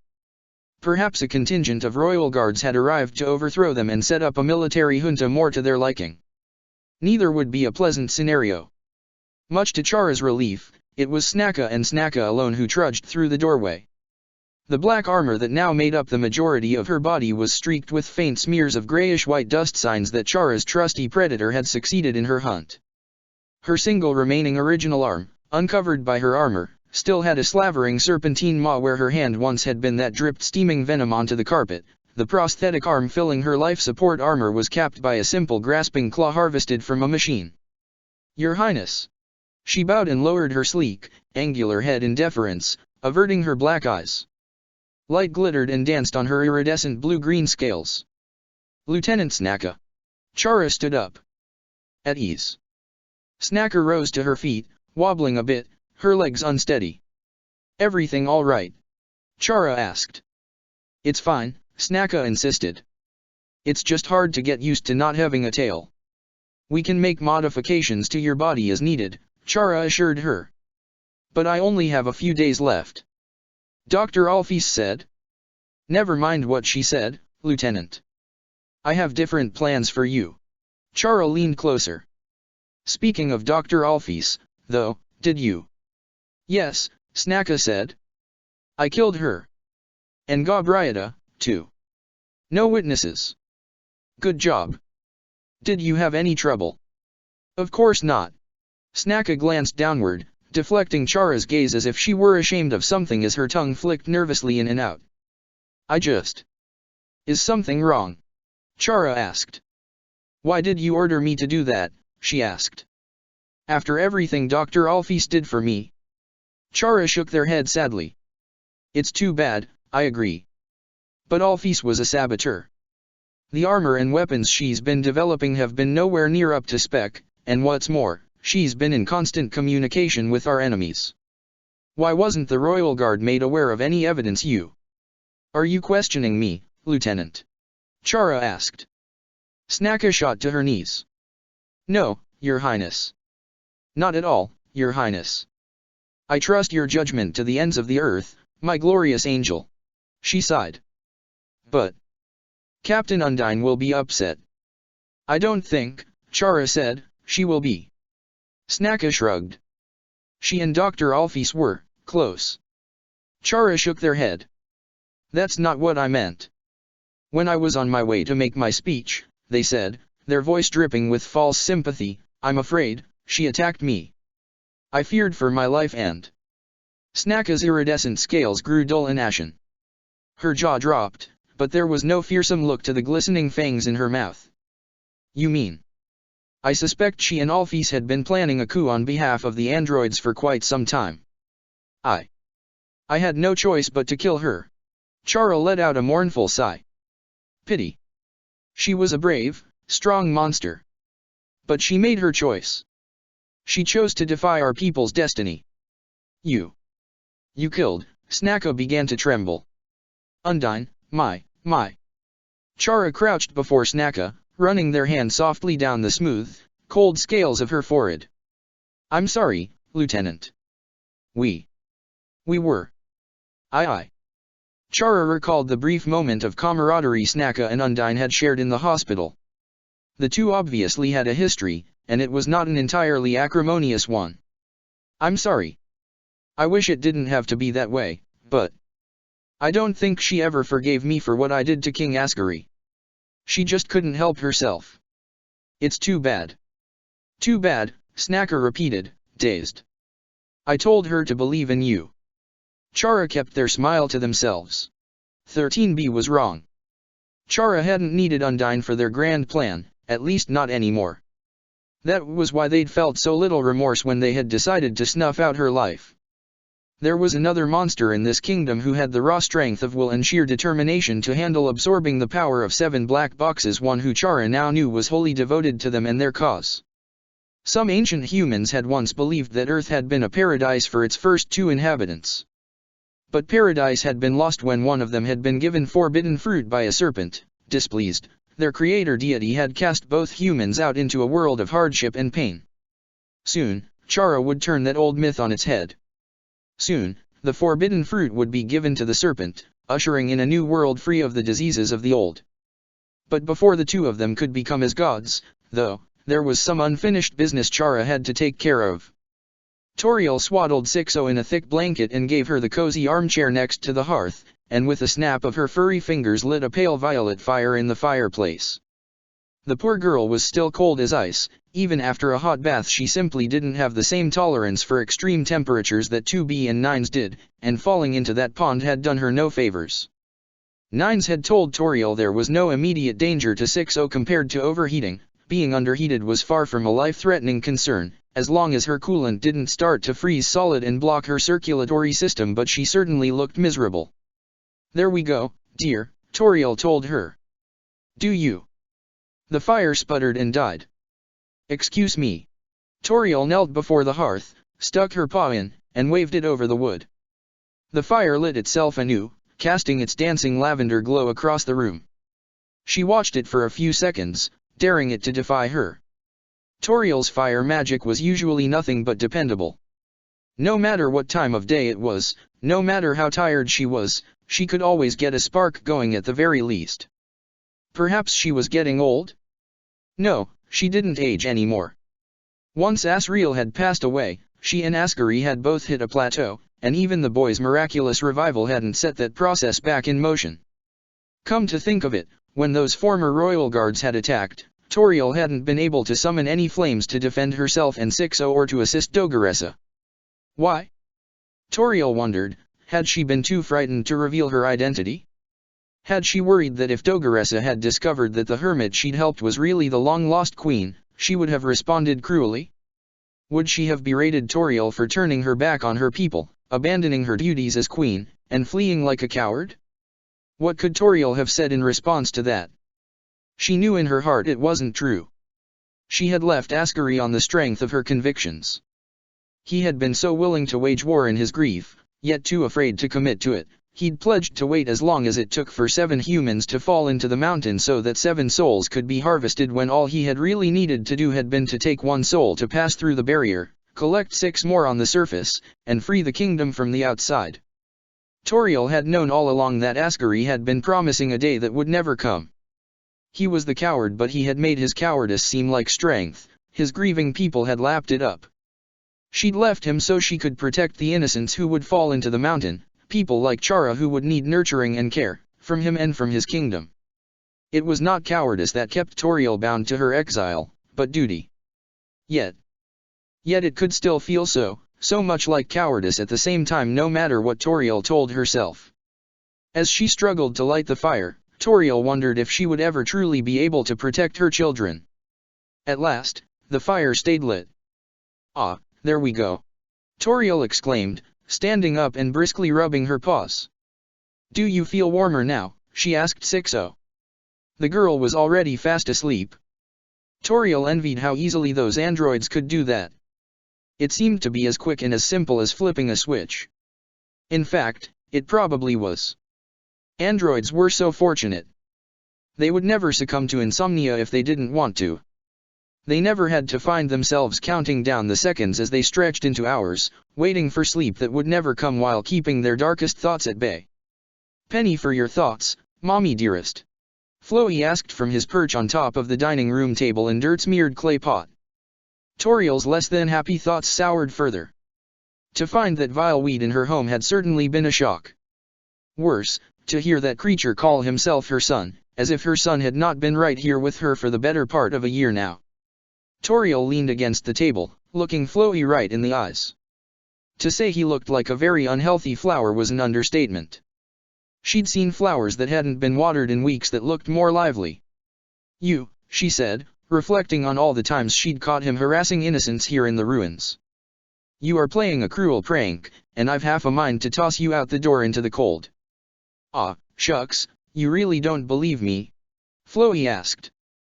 "No. Because right now," Toriel said, "Asriel is asleep in his bed." "You think he's asleep right now?" Floey asked.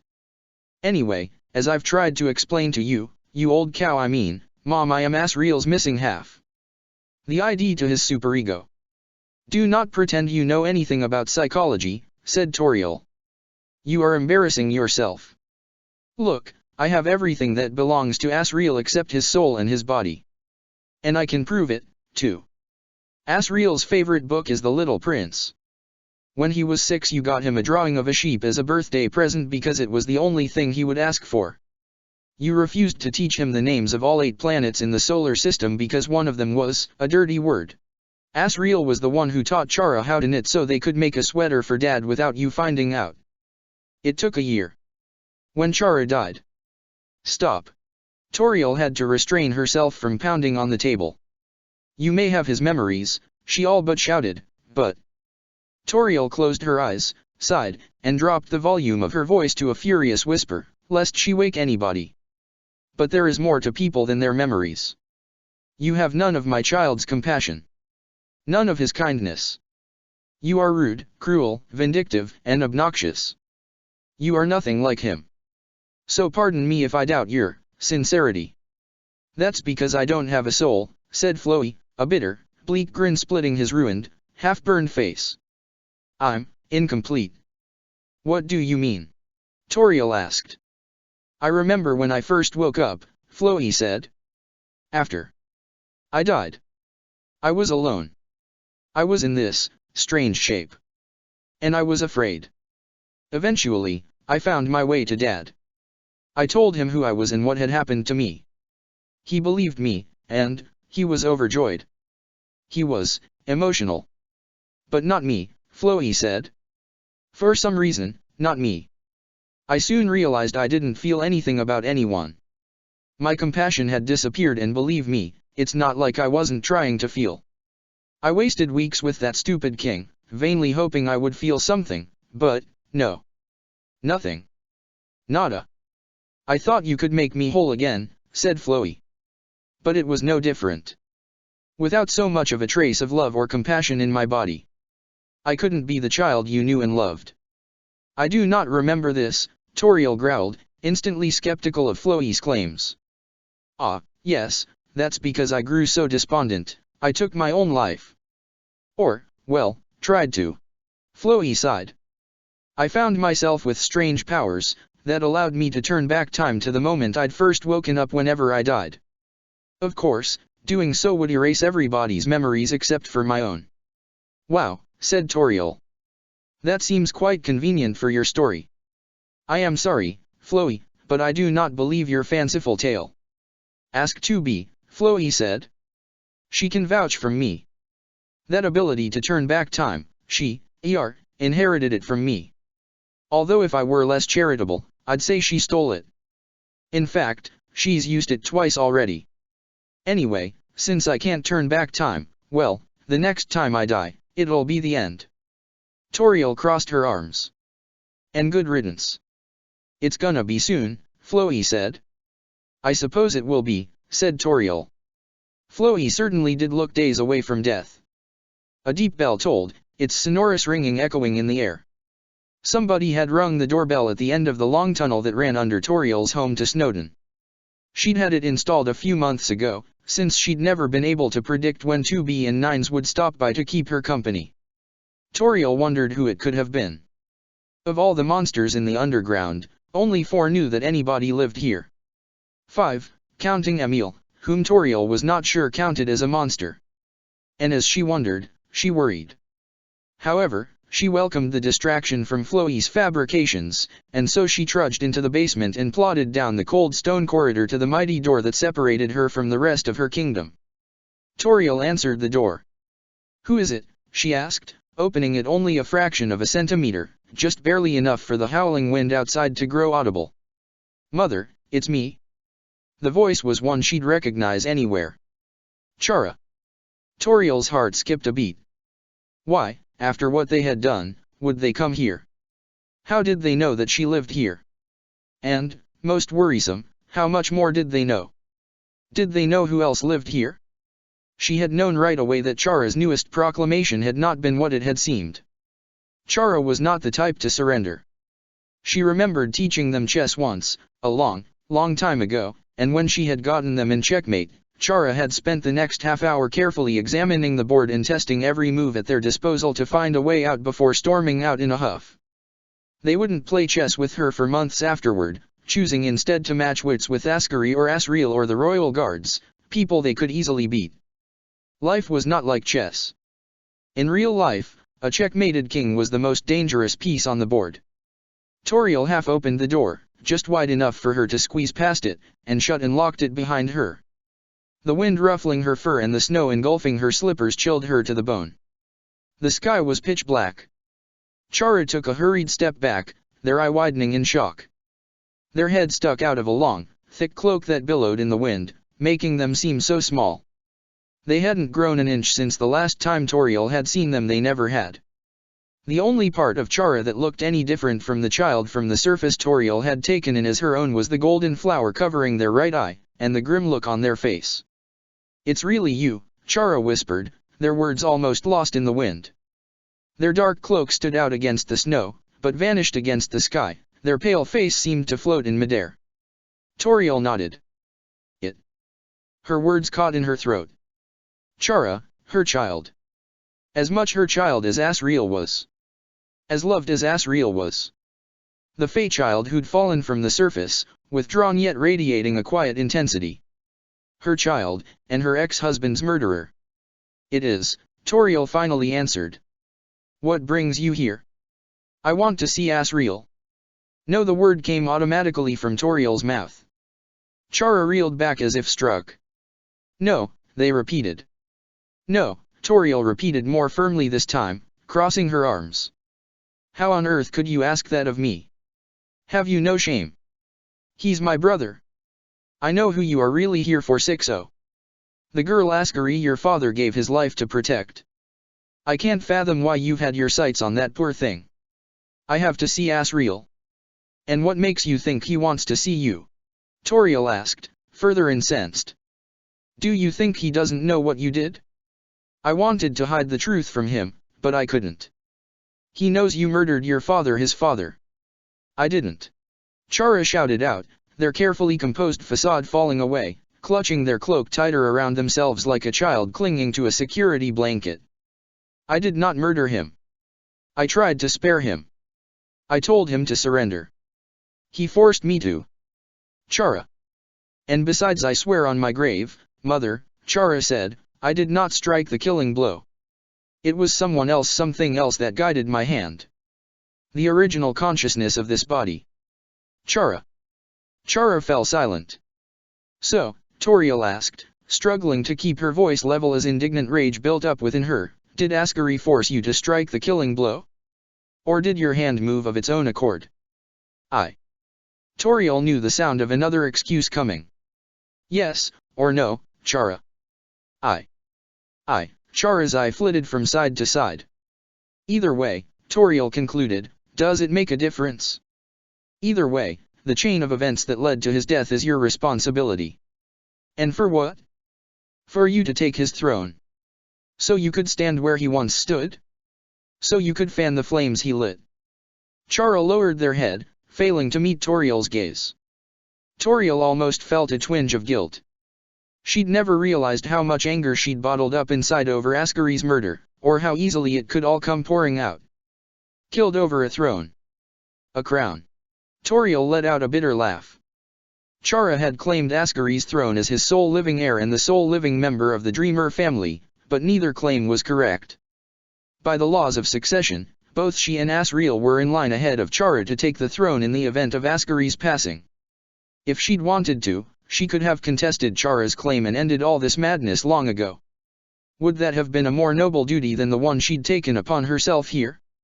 Chara picked up on Toriel's train of thought. They had always been quite perceptive. If you want my crown, they replied testily, then come and claim it. Or are you too frightened to face the subjects you abandoned for centuries? Toriel clutched at her chest. How dare! You ran here when father needed you the most. When your kingdom needed you the most. Do you know why I came here? Toriel snarled, struggling to contain her ire. Every soul Ascari harvested, every heart he tore from living, innocent bodies they passed through here first. They traced your footsteps, Chara. I had to stay here, to meet them when they came this way, to protect them. From people like your father, and from people like you. And I failed every time, Toriel refrained from saying. 6 androids, no, 6 children, because anything that had only lived for 2 or 3 years was a child, even if it was born fully grown, frightened and alone, all of them refusing her protection and meeting bloody ends, always leaving her behind, always leaving her bereft and bereaved. Chara pressed on. You. Father, you're both cowards. Nothing you've done has been for the glory of monster kind, merely to soothe your anguished, fragile consciences and indulge in your perverse sentimentality. You're a disgrace. What is wrong with having a conscience? What is wrong with sentimentality? Toriel asked. What makes it perverse to cherish life? Life? You talk about cherishing life while this kingdom rots. Our people, Chara said, their voice growing low and quiet as they struggled to regain their composure, are entitled to their freedom. At any cost. And you need one more soul for that, yes, I know. But 2B9s, 6O, why is it so necessary that it come from one of them? Only one soul is needed to cross the barrier, and humanity has been extinct for thousands of years. Yoarha has been wiped out. There is not a single living thing on Earth or below it, Chara explained, with a soul that resonates in the exact way needed to counteract the barrier. The only salvation rests in just one of the 3 androids you're harboring. And everyone in the kingdom knows it. And so I beseech you, do the right thing. Offer up just one for sacrifice. No, Toriel said. Do they really mean that much to you? Chara asked. They are as much my children as you are, Chara, Toriel said. I will defend them to my dying breath. Does the fate of your people really mean so little to you that one life cannot be spared toward it? If you truly cared about saving our kingdom and our people, Toriel said, you would know that there is another way. And you would be willing to take that path. What? Toriel leveled a finger at Chara's chest. You. What? True bravery is being willing to sacrifice yourself for others, not forcing others to sacrifice themselves for you. If you truly wished to gather 7 souls and break the barrier, you would gladly offer up your own. You already have everything you need. Why, Chara, do you insist on causing so much unnecessary pain to people who have suffered so much already? I can't sacrifice myself, Chara insisted. The new world will need someone to guide it. And it should be you? Yes. Chara clenched their fists. Does your ego know no bounds? Leave us at once. Very well, then. Chara suppressed a snarl, fished around in their cloak, and threw something gold and glittering onto the snow. If I were you, mother, I would take Asriel and run. I don't want either you getting hurt. You mean you do not want to kill us the way you killed your father, Toriel corrected. Chara brushed off Toriel's words. Take care of yourself, mother. Yourself and Asriel. With that barbed comment, Chara turned their back to Toriel and stomped off. And Toriel felt the pain of another child leaving her, never to return. A pain she had felt so many times over. Because, despite everything, it was still Chara. After so many centuries forcing Ascari to wallow in solitude and hating him for his words and deeds, Toriel had forced him to atone for his sins alone, to die alone. Many of her last words to Ascari back then had not been so different from her last words to Chara now. Ascari, the man who'd betrayed everything his family had stood for, the man who'd turned his back on everyone he loved for empty bravado and promises of revenge, the man who had taken centuries to find his conscience and stand up for what was right, at the cost of his life. A man who'd been braver and more principled than Toriel had given him credit for, although now, she could only give that credit to his dust, wherever it was. Askari had deserved more than that. He had deserved to hear her say that, instead of hoping she would grant him forgiveness in his sacrifice and martyrdom. By driving Chara away here, now, was she condemning them, her child, to meet the same lonely fate? All you have to do is say that you are sorry. Toriel called out after them, her voice ringing in the cold air. Chara gave no sign that they had heard her. All you have to do. All they had to do was come back. Set aside their ego, set aside their megalomania, apologize for the wrongs they had done, and come back to their family. And yes, 2B and 9s, too, were their family now. If Chara couldn't do that, then perhaps they were truly lost forever. Toriel watched Chara walk away until the amorphous, shifting silhouette of their hooded cloak vanished into the snowy wind. She knelt down and picked up the object Chara had thrown on the ground, her heart pounding. It was a gold, heart-shaped locket, and when she thumbed it open, Toriel heard the ringing tones of a music box begin to play. Etched into one side, in Chara's neat handwriting, were 3 words. Best friends forever. Asriel's locket. She remembered like it had been yesterday, commissioning the kingdom's most skilled jeweler to craft this locket and its twin to commemorate the 1-year anniversary of Chara's adoption into the Dreamer family. She remembered the look on Asriel's face when he'd opened his up for the first time, the light in his eyes. And Chara, when they had been given theirs, a matching inscription in Asriel's handwriting on its inside cover, had simply given a wry grin and joked about expecting chocolate. But they had never stopped wearing it, and even now it rested in their grave with the corpse of their original body. Toriel fell to her knees, the snow dampening the hem of her gown, and clutched the locket to her chest, shedding all the tears she'd held back. Chara, my child, where did I go wrong? When did I not do enough for you? Who made you so ruthless, so obsessive, so uncaring, and why couldn't our best efforts mend your broken soul? Toriel composed herself, tucked away the locket, and headed back through the tunnel. When she returned home, she held the locket in front of Floe. If your bizarre story is true and you really are Asriel, tell me, Floe, what is written inside here, she asked. Floe only needed to examine the locket for a split second. Best friends forever, he said. In Chara's handwriting. Toriel let the locket sit in her paw, its golden contours throwing off the pale violet light from the fire roaring in the hearth. Of course, Floe added, I would know my own locket out of 100,000 others just like it. Go and look again at the roses, Toriel found herself quoting. You will understand now that yours is unique in all the world, Floe finished. Toriel squeezed her eyes shut, letting her paw fall to her side and the locket dangle from her fingers. Well, then, She couldn't hold the iron edge in her voice.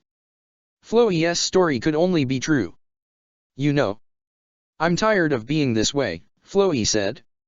I'm tired of being this way. Mom. That's why I'm here. Mom. Toriel gently took one of Floe's shriveled leaves and ran her thumb across its hard, brittle edge as she held it in her paw. It was an unconscious sympathetic reaction to his words. She wondered how it felt to Floe. Did he really feel nothing but a hollow, empty longing for what he knew he should feel?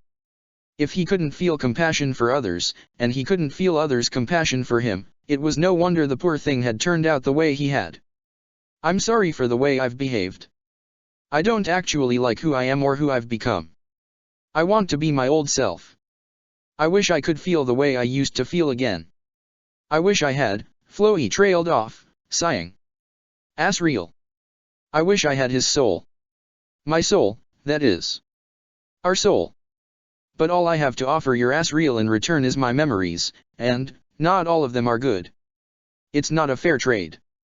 So. I'm really not sure what to do. I want to be Asriel again, but I don't know how to do that. Toriel didn't, either. Perhaps nobody in the world did.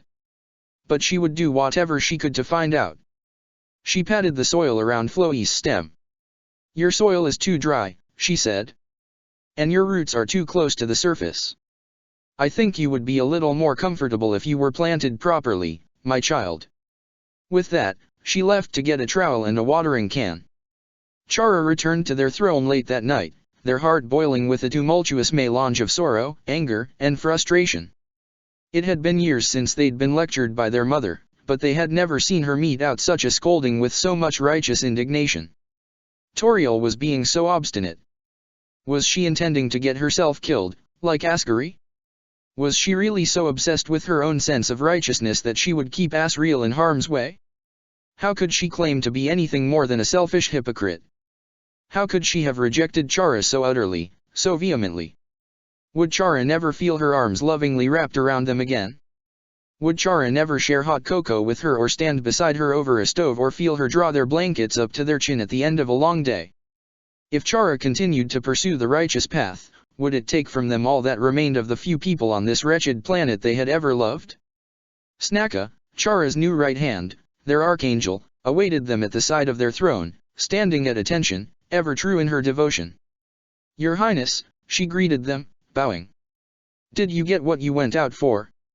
No, they mumbled. No, I did not, Lieutenant. They wrapped their cloak tighter around their slender frame. We might as well not waste any more time. Let's gather the 6 souls we've already collected and prepare to claim the SE. King Chara. Before the great double doors to the throne room could swing closed, they burst open again, and 8 monsters, 4 well dressed in ornate formal wear, 4 wearing the heavy Yoarha armor that members of the Royal Guard, per Chara's latest ruling, were no longer permitted to wear. The 4 regional governors of Snowdin, Waterfall, Hotland, and New Home, and accompanying them, 4 of what little remained of the Royal Guard's senior staff. Chara checked their watch. It was nearly midnight. They faked a yawn. Well past your bedtimes, I would imagine, they said to their uninvited guests. What brings you here? The governor of Hotland cleared their throat. We are here to politely petition you to abdicate your throne and cede all executive authority to a provisional government. Oh? Interesting. Chara picked at their nails. Which provisional government? Ours, said the governor of Waterfall. I see. And if I do not abdicate the throne? Then we are here, one of the royal guards said, to impolitely ask you to abdicate. Chara began to laugh. Undine wasn't sure how she'd managed to fall asleep, but she woke up in Alfie's lab curled up on the floor, her knees tucked into her chest and her arms wrapped around her shins. Her eyes still burned and her heart still ached, and the ache traveled all the way through her chest and up her throat. She reached out, fumbling blindly as she cracked open her bleary eyes. Alfie, she murmured, I just had one hell of a nightmare. Her fingers caught on the cuff of Alfie's sleeve and she realized immediately that it was empty. Just a glance at the ragged, dusty remains of Dr. Alphys was enough to remind Undine that the horror she had encountered had not been a dream, much as she wished it had been. The lab didn't look any different. It was just as quiet and empty as it had been before. Alphys was really gone. Undine pulled herself into a sitting position. She clutched at Alphys' lab cot and held it close like a security blanket. She could smell the dried blood stains on the torn collar, but beneath that, subtly, almost imperceptibly, it still smelled like her. Pod 042 floated beside her. Good morning, Captain Undine. What's good about it? She mumbled, not expecting an answer. Captain Undine has been in rest mode for 9 hours, 47 minutes, and 12 seconds. Observation: in light of the attempt on Captain Undine's life and Dr. Alphys, it is imperative to find a more secure place to stay. Proposal: Captain Undine should rendezvous with Units 2B, 60, and 9s in the ruins. How's that for grief counseling? Undine thought bitterly. What a good friend to have. You pods are something else. A cold metal claw rested on Undine's shoulder. Response: this support unit has extremely limited capacity to gauge the psychological and emotional status of non-synthetic life forms. Due to standard Yoarha protocol regarding the prohibition of emotions, tactical support units are ill-equipped to offer emotional support as well. Pod 042 wrung its metal hands almost apologetically. This support unit would like to offer its apologies and condolences. Undine wasn't sure how to respond to that. This support unit requires data regarding current objectives in order to provide efficient support. Proposal: Captain Undyne should state her intentions. Undyne looked down on the ragged coat draped over her hand. This was all her fault. She had been the one who'd decided not to go into hiding with Toriel and the androids. She had decided to go back to Chara and remain at her current position to sabotage them. Alphys had followed in her wake with all the loyalty she'd expected, and this was where that path had led. Alphys was gone because of her. Everything had gone so wrong. What could Undyne possibly do to make things right? She glanced up at the balcony overhead, her eye catching on the duffel bag leaning against the railing, her overnight bag and the glimmering white sword propped up at its side. 2b. Proposal: Captain Undyne should. Undyne stood up, letting the coat fall to the floor. 2b. I'm going to rendezvous with 2b. Affirmative. The position of Unit 2B's black box signal has been marked. Proposal: Captain Undyne should procure one of Dr. Alphys' modified visors to facilitate sharing visual data from this support unit. Doing so will dramatically increase Captain Undyne's combat effectiveness. Undyne climbed the stairs up to the mezzanine and took 2B's white sword, then returned to the lab floor, making her way to the secret hangar Alphys had shown her early yesterday morning. She didn't know how to unlock and open the sliding door by herself, but the honed, sharpened blade of the Virtuous Contract, sharp enough to slice through a machine life form's chassis with ease, made short work of it. Behind the door were the two incomplete suits of mobile armor she'd seen yesterday. 2 suits of Yoarha heavy armor, one tailored for Undyne, the other made for 2B's comparatively petite frame. The former had an outer layer of blue and white armor, the latter had nothing but a pair of short white wings attached to its backpack. Analysis: this equipment appears to be a set of heavily modified. I know, Pod. Undyne noticed the tags on both sets of armor. Name tags. Why hadn't Alphys shared these with her? Too embarrassed, maybe? She plucked off the tag on the blue suit and read it. MAZGMFX19AIJS. And as for the winged suit, MAZGMFX02BCSB. Oh my god, Alphys, Undyne whispered, tears spilling down her cheeks, you dork. Tossing the name tags aside, Undyne laid her hand on the cool, metallic surface of her armor. A spark ran from her skin to the armor, playing across its sleek panel lines as it sank into the metal. With 2B's help, she was going to make it all right. Chapter 54. The Broken Ouroboros. Lieutenant Snaka of the Royal Guard knew that King Chara was testing her faith. Not just her faith but the faith of the entire kingdom. They were the angel. They were the one of whom the prophecy had spoken, the one who would overturn the underground and bring their people to the sunlight. They had overturned falsehoods and brought strength to the kingdom. Yet they had also, just today, thrown away so much of what they had worked for. They had surrendered when they had been so close to victory. Why? It was not about weakness. It was not about giving up. It was not about betrayal. It was about trust. Chara wanted to know who among their people were truly devout, and who would turn their backs in the face of disillusionment. They had a divine plan, and throwing aside their army and welcoming the enemy into their midst was merely a part of a larger picture of freedom and salvation. This was the path of gods. And Snaka, knowing that in her heart she had stepped off that path 3 times too many, strove to remain on it. Her first misstep, moments before King Ascari's speech when she had failed to recognize Chara's radiance and had attacked them out of duty to the old king. Her second misstep, failing to capture Nines and falling victim to 2B's sword, letting her lord down when triumph had been easier to grasp than ever before. Her third misstep, when she had. Snaka's sword clashed with the glittering morning star of one of the other senior members of the Royal Guard. She recognized him, Commander Alderquint of Waterfall, her old master. His beady black eyes glistened from amid a forest of prickling spines.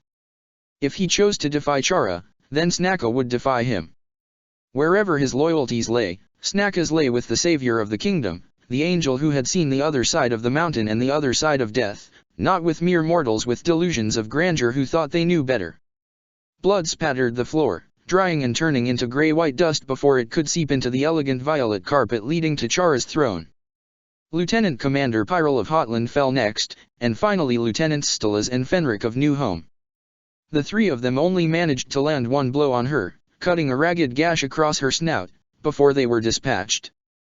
The throne room grew deathly quiet as the engineers of the coup, the four regional governors who were meant to operate under Chara, awkwardly stood before the sight of the carnage. Chara crossed their arms. "Didn't think things would go that way," they asked the governors, "did you?" "This is insane," stammered the regional governor of Snowdon, a thin and rather sickly monster who, oddly enough, did all his governing over the sparsely populated region while basking in the comfortable heat of Hotland. "We." Chara held up their hand to silence the monster. "Lieutenant Snacka, or should I say, Captain Snacka, arrest these conspirators at once." "Captain." That was right. Since the entire senior staff save for Snacka had turned traitor and had now been dealt with, she remained as the sole highest-ranking member of the Royal Guard, filling its power vacuum. Snacka dutifully arrested the governors, and she and Chara spent the rest of the night, well into the early hours in the morning, extracting confessions from the four governors. How they had decided, upon hearing the casualty reports, to remove Chara from power in order to prevent further loss of life. How they had coerced and threatened Chara into passing those 3 executive orders as pretext to overthrow them for defying the will of the people. As Snacka and Chara had hounded them, piling on the pressure, the governors' stories of the harm they had threatened Chara with and the other ways in which they had blackmailed them into betraying the kingdom had grown more and more elaborate until their testimony matched Chara's perfectly. And of course, mortals lied, but angels did not. So of course, the governors were telling the truth when Chara said they were. Snacka felt no pity for them as she took them to the dungeons deep within the bowels of the castle. Those who defied the will of the divine had made their decision. She had come so close to being one of them, but she had come to the light just in time. She just felt sorry for Undine, her friend, her idol, the woman she'd followed since the two of them had been little girls living together in the same orphanage. Undine. Undine, always one step ahead of her, always stronger, always slipping and falling into greater fortune.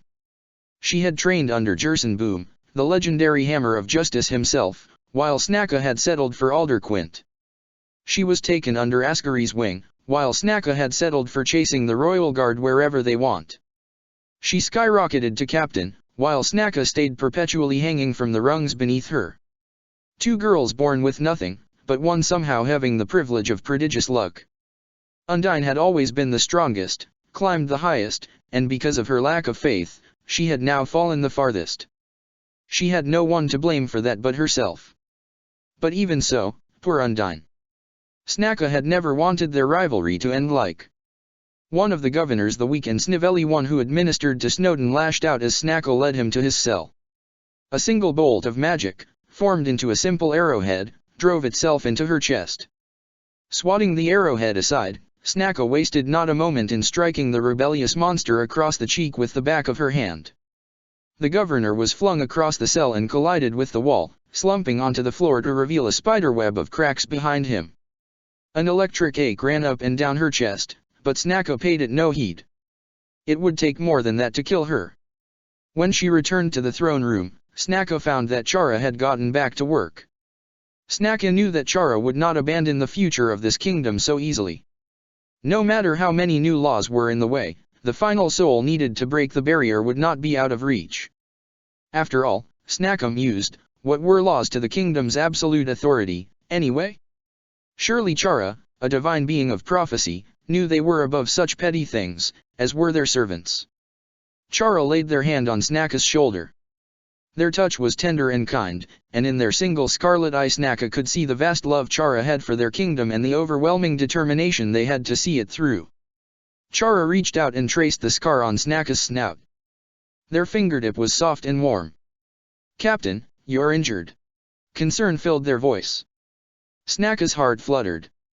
Another twinge and a hot pain like acid coming up her throat ran through her chest.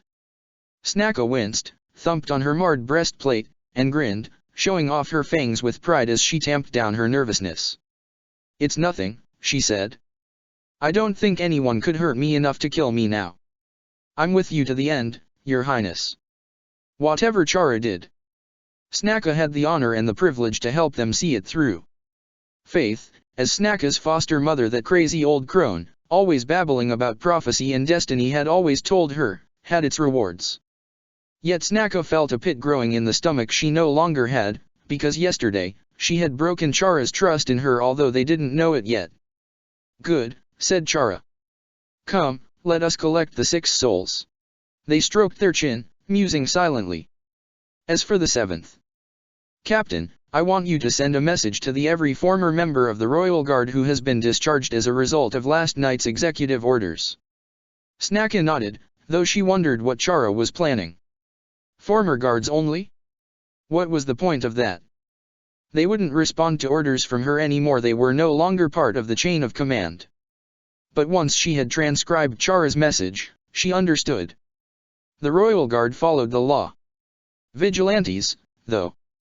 With that plan set in motion, Snaka followed Chara from the castle through Newhome and Hotland to Waterfall, and deep into tunnels so deep and so well hidden even she had never gone through them, ignoring the pain in her chest.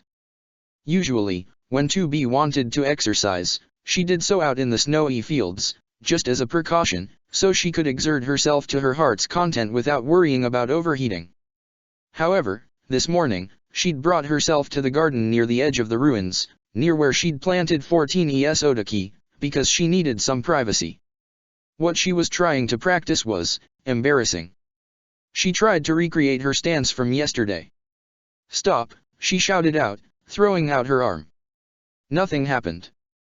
Time did not stop, it didn't even slow down.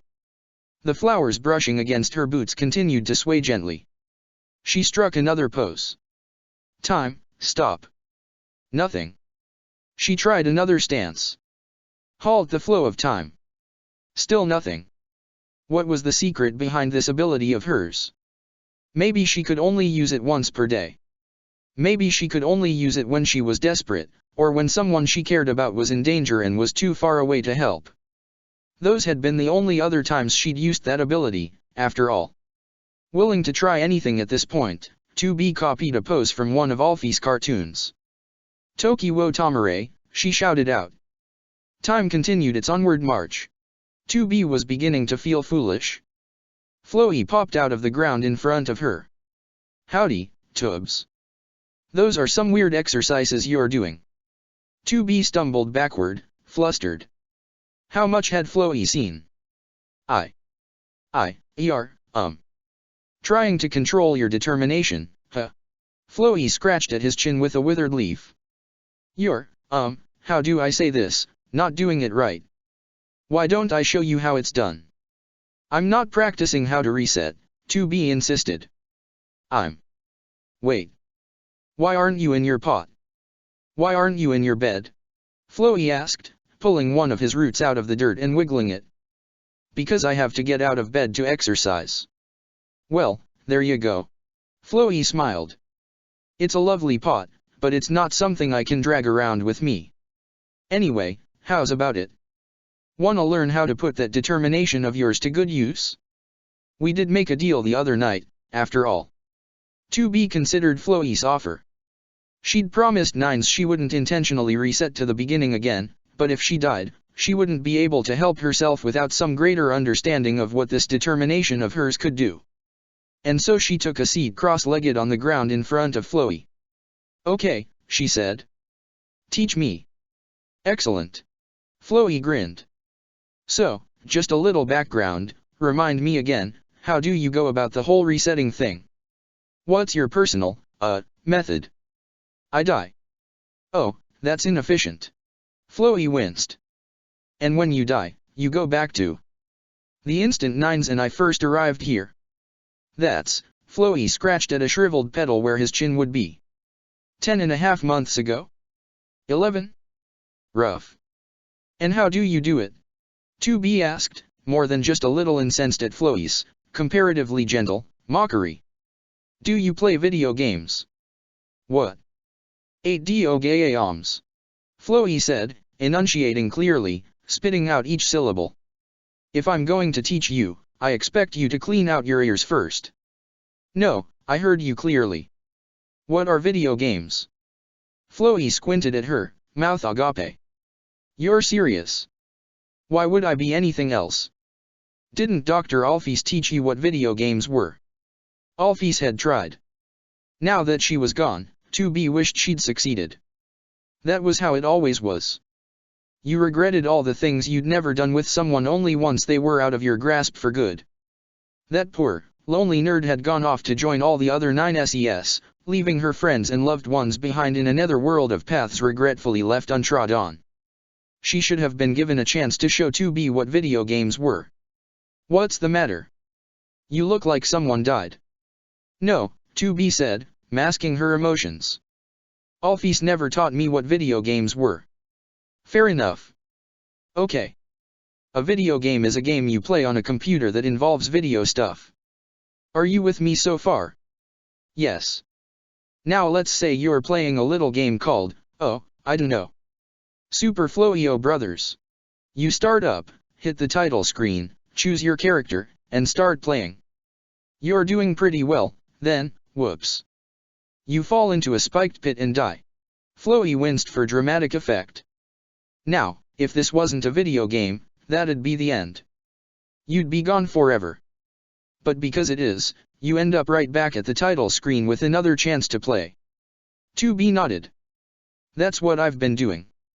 But let's say you spend hours on the game, get all the way to the last level, only to whiff it at the last boss. Oh, no. Floey cried out in mock horror.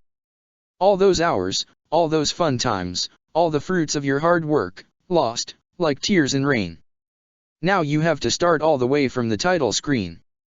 But what if you took the time to save your game whenever you worried there was a difficult patch coming up? And then, whenever you needed to, you could load that save point. Floey asked. I see. 2B folded her hands in contemplation. It's just like backing up your data to the bunker. Whatever that means, yes, it is. Floey grinned. Finally, you're getting it. So, it's simple. Think of it like a checkpoint. All I have to do is teach you how to save so you don't end up going back 11 months every time you get in over your head. And how to load without, killing yourself. Simple, 2B repeated, doubtful. It sounded anything but. Yeah. Simple. Floey closed his eyes and bobbed his head, still grinning. Saving and loading doesn't have to be a life or death thing. You could, say, go to Grillby's, save when you get to the bar, order a drink you've never had before, and if it tastes terrible, you can just load from that save point and stick with your regular order. To 2B, it sounded almost perverse to use a power that upended the very laws of the cosmos itself for such trivial reasons. So, how do I do this saving thing? Oh, it's quite easy. Simple. Child's play. As the perpetual child, I can attest to that. Floey laughed. You see, all you have to do is concentrate, take in every inch of your surroundings, the smell of the air, the way it feels on your leaves, or, in this case, your skin, the tiniest sound, you let it all in. You fix this moment in the universe, this place, this time, burn it into your memory, summon up all your will to keep going, all your determination, and then you can come back whenever you'd like. And then, Floey concluded, when you want to return to it, well, you can just die. But you can skip all of that by just closing your eyes, concentrating very hard, and summoning up all your determination. Is there anything else you can do with this power? 2B asked. Else? Floey asked. He frowned. Like what? Like stopping time. Floey scratched at the corner of his mouth. Interesting. That's what you were trying to do here, wasn't it? 2B shrugged. I've done it before, but I don't know how. Well, I could never do that. Sorry. Can't help you with that. But maybe Smiley Trashbag over in Snowdon can help you. 2B took a deep breath. Okay. I'll try saving. She tried. She focused on every detail. Her breath. The humming of her black box, muffled inside her chest, resonating through her chassis and her flesh. The tiny rustling of flowers beside her and groaning of settling stone above. Motes of dust drifting lazily in the air, the old, musty smell permeating the chamber, the taste of the air, stale, dry, a little bitter on her tongue, every single withered and shriveled leaf and petal framing Floey's saccharine smile. Something seemed to click. I've got it, 2B announced. Excellent. Flowey's teeth sharpened into fangs, a ring of floating pellets of white light forming around 2B. Now how about we test out your new save point, he hissed, and make sure you did it correctly. 2B shot up to her feet, her pulse pounding, blood singing in her ears, her NFCS immediately drawing a sword to her hand. What? Wait. There was a flash of excruciating pain as every single one of 2B's systems blanked out, static overwhelming her eyes and ears in the last split second before. I've got it, 2B announced. Excellent. Flowey's teeth sharpened into fangs, a ring of floating pellets of white light forming around 2B. Now how about we? Flowey blinked, shook his head, and the pellets faded away. Sorry, he said. Just a little bit of inertia. Always a little bothersome. 2B looked around the cavern and realized she was sitting again, not standing, and there was no sword in her hand. A strange, nauseous feeling twisted her insides. Inertia. You did it. Flowey clapped his leaves together. Congrats. I knew you had it in you. Boy, it's a weight off your chest, ain't it? He asked. Now you're never gonna relive the day you fell into this godforsaken mountain again. You could have killed me. 2B shouted out, clenching her fists. She had half a mind to tear Flowey to bits right here and now. What would have happened if she'd gone all the way back to the beginning? Firstly, she'd have killed Flowey, but not quickly, and then. But I didn't. Flowey smiled. I wouldn't have attacked you if I hadn't thought you'd really done it. Otherwise, I think we both know, my ass would have been grass. 2B nodded, and once she'd given herself a few seconds to calm down, an eager sense of relief bubbled up inside her. It was a weight off her chest. Like a curse had been lifted. The eternal curse that had followed her from the moment she had been assigned to Nines for the first time. The curse that would lead her to erase the people she loved again and again. A curse she had staunchly avoided for over 10 whole months after being its constant victim for over 2 years, and now it no longer followed her. She was truly free. Thank you, she gasped, amazed when the words fell from her lips that she was saying them to Flowey of all people. Flowey blushed. Ah, shucks, 2B. It's the least I could do for you. Frankly, it's been embarrassing watching you waste your determination like that. Now, I believe we had a deal. 2B stood up. Yes. Yes we did, she said, recalling the deal he'd made with her deep in the tunnels of Waterfall. She crossed her arms as she loomed over Flowey. You would teach me, and I would spare your life. I've fulfilled my end of the bargain. Drat, Flowey grumbled. For a second I thought I could pull one over on you. He let out a sigh. You know, helping people doesn't make me feel all warm and fuzzy, really. But, for some reason, I think I might be starting to like doing it. 2B eyed Flowey with suspicion. Is it because you'll be killed if you try to hurt any of us? Well, yeah, Flowey admitted. But, kinda, more. I can't explain it. Anyway, thanks, Tubbs. For not killing me when you had the chance. Not for lack of trying, but still. Flowey began to wade through the golden flowers and the handful of lunar tears nestled in the soil. He reached out and stroked one of the shining petals of the nearest lunar tear. You know, Emil says these things can grant wishes. I wonder, if I wished for a soul of my own. He shook his head. Worth a shot. And with that, he sank into the soil and left 2B alone. 2B knelt beside the lunar tear Flowey had touched, running her finger across its slick, silky petals. She wondered, of the scant few lunar tears Toriel, Asriel, and Emil had managed to grow here over the past 9 months, had the one Sixo had plucked and given to 2B while she'd slept somehow aided in her awakening? She carefully cut the flower's stem with her thumbnail and took it with her as she headed back to Toriel's house.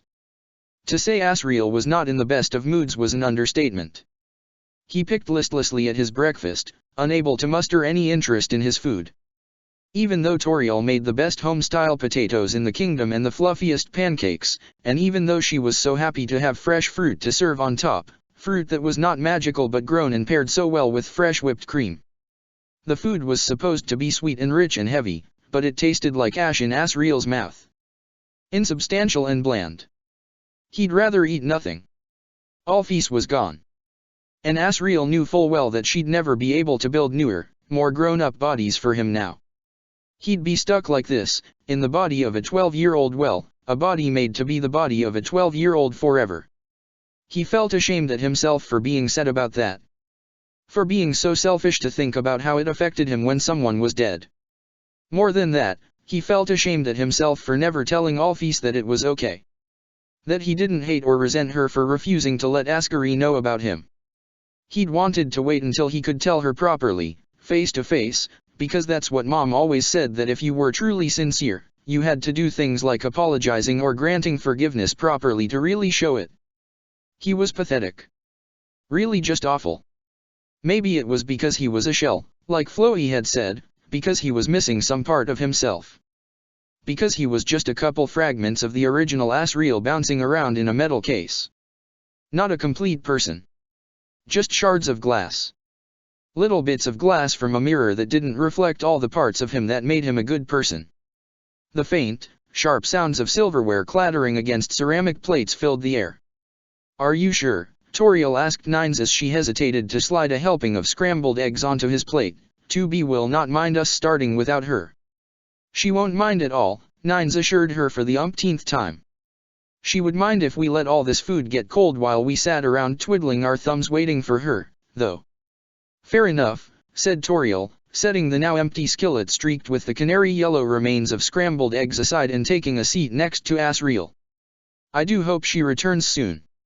She was still in her PJs when she went off. I expect she'll want to change before we all head out for our picnic later today. Asriel, she asked him, draping a paw over his shoulder. You've hardly touched your food. Is something the matter? I'm not hungry, he mumbled, pushing his plate aside. May I be excused, Mom? Yes, certainly, dear. Toriel stood up and gently guided him out of his chair, laying her paws softly on his shoulders. Are you all right? If your stomach hurts, I could put on some tea. I just need to lie down, Asriel said. Toriel frowned. Asriel couldn't help but notice the concern in her face. What was worrying her? He'd just said he wasn't hungry. Picking up on her concern, Nines stood up. We could run some diagnostics, he offered. You know, make sure everything's okay. He tapped on Pod 153's black hull as it floated over his shoulder. Toriel glanced across the table at him. Why, thank you, Nines, dear, that is very. The doorbell rang, startling Toriel. Her errant paw brushed against a glass of milk, knocking it over and spilling its contents onto the tablecloth, startling everybody out of their seats. Oh. Pardon my reach. I'll. Asriel.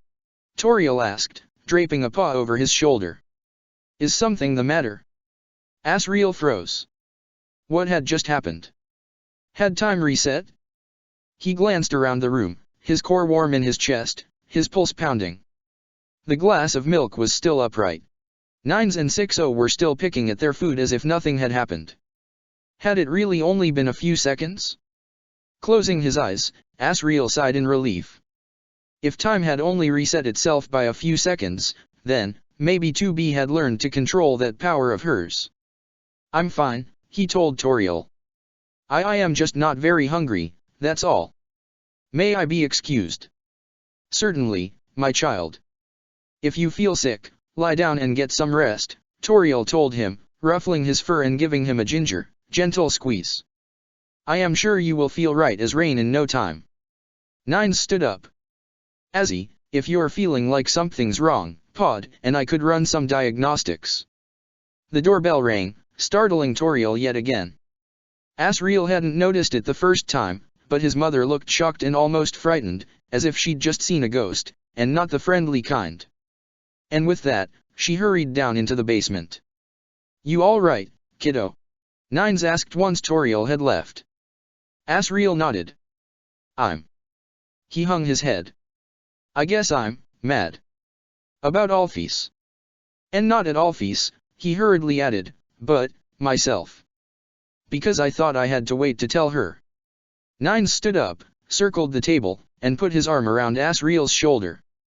As fearsome as he looked with all those new scars running across his face, he still had a soft and kind demeanor beneath them, and his smile was as warm as ever. "It's okay." "It's not." Asriel felt his eyes begin to water, his voice catching in his throat. "She was probably scared when she died, and she probably died thinking I hated her because I never got to see Dad because of her, but I." Nines wrapped his arm around him, resting his cheek against Asriel's head and running his fingers through the fur covering his long ears.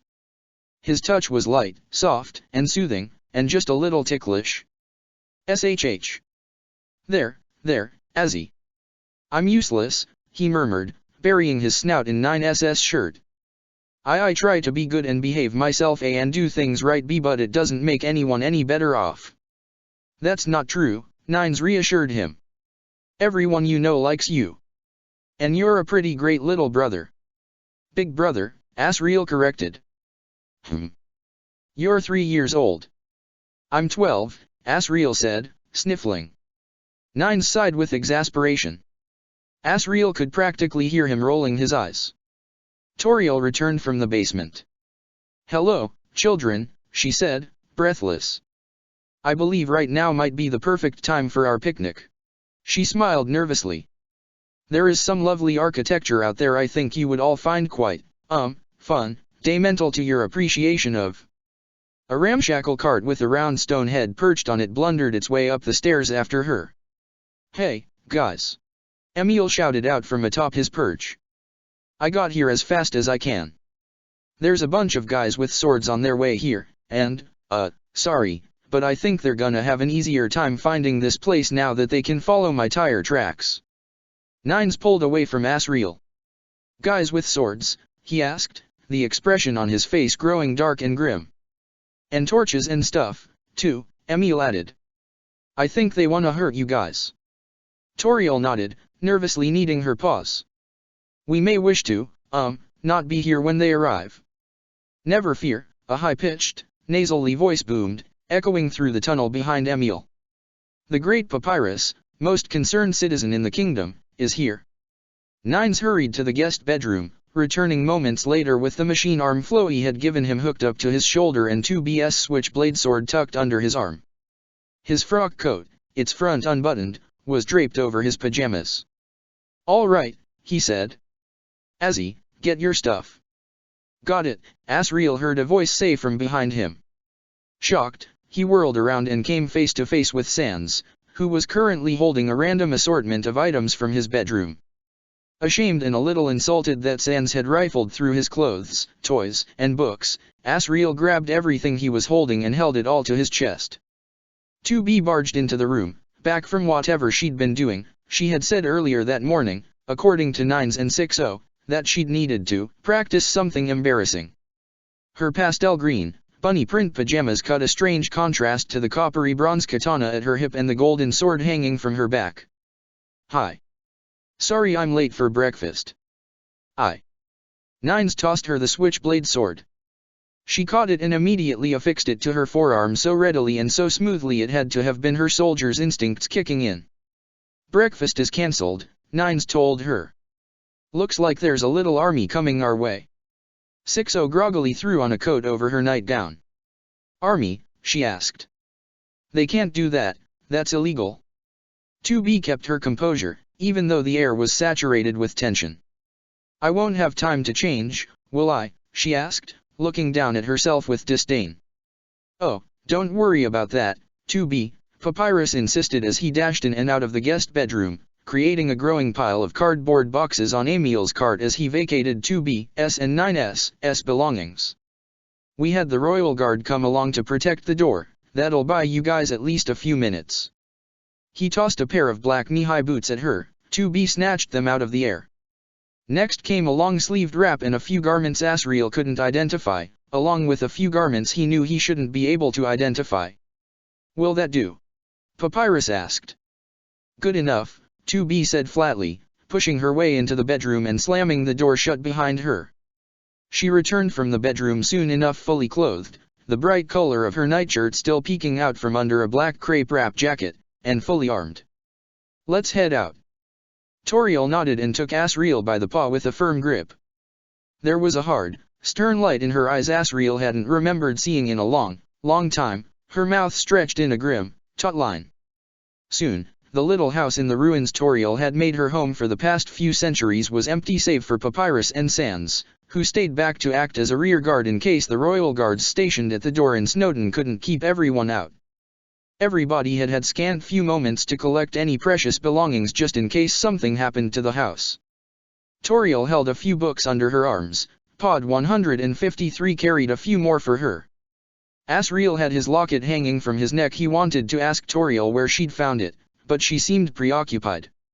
Emil's card held whatever couldn't be carried. Asriel tried humming along with Emil to keep his spirits up as they holed up in one of the hundreds of abandoned buildings littering the old city. The ruins had once been home, the first city King Asgari had founded after the end of the war, but now it was merely sprawling spiderwebs of cobblestone roads and ancient ruins. There was no shortage of places to hide.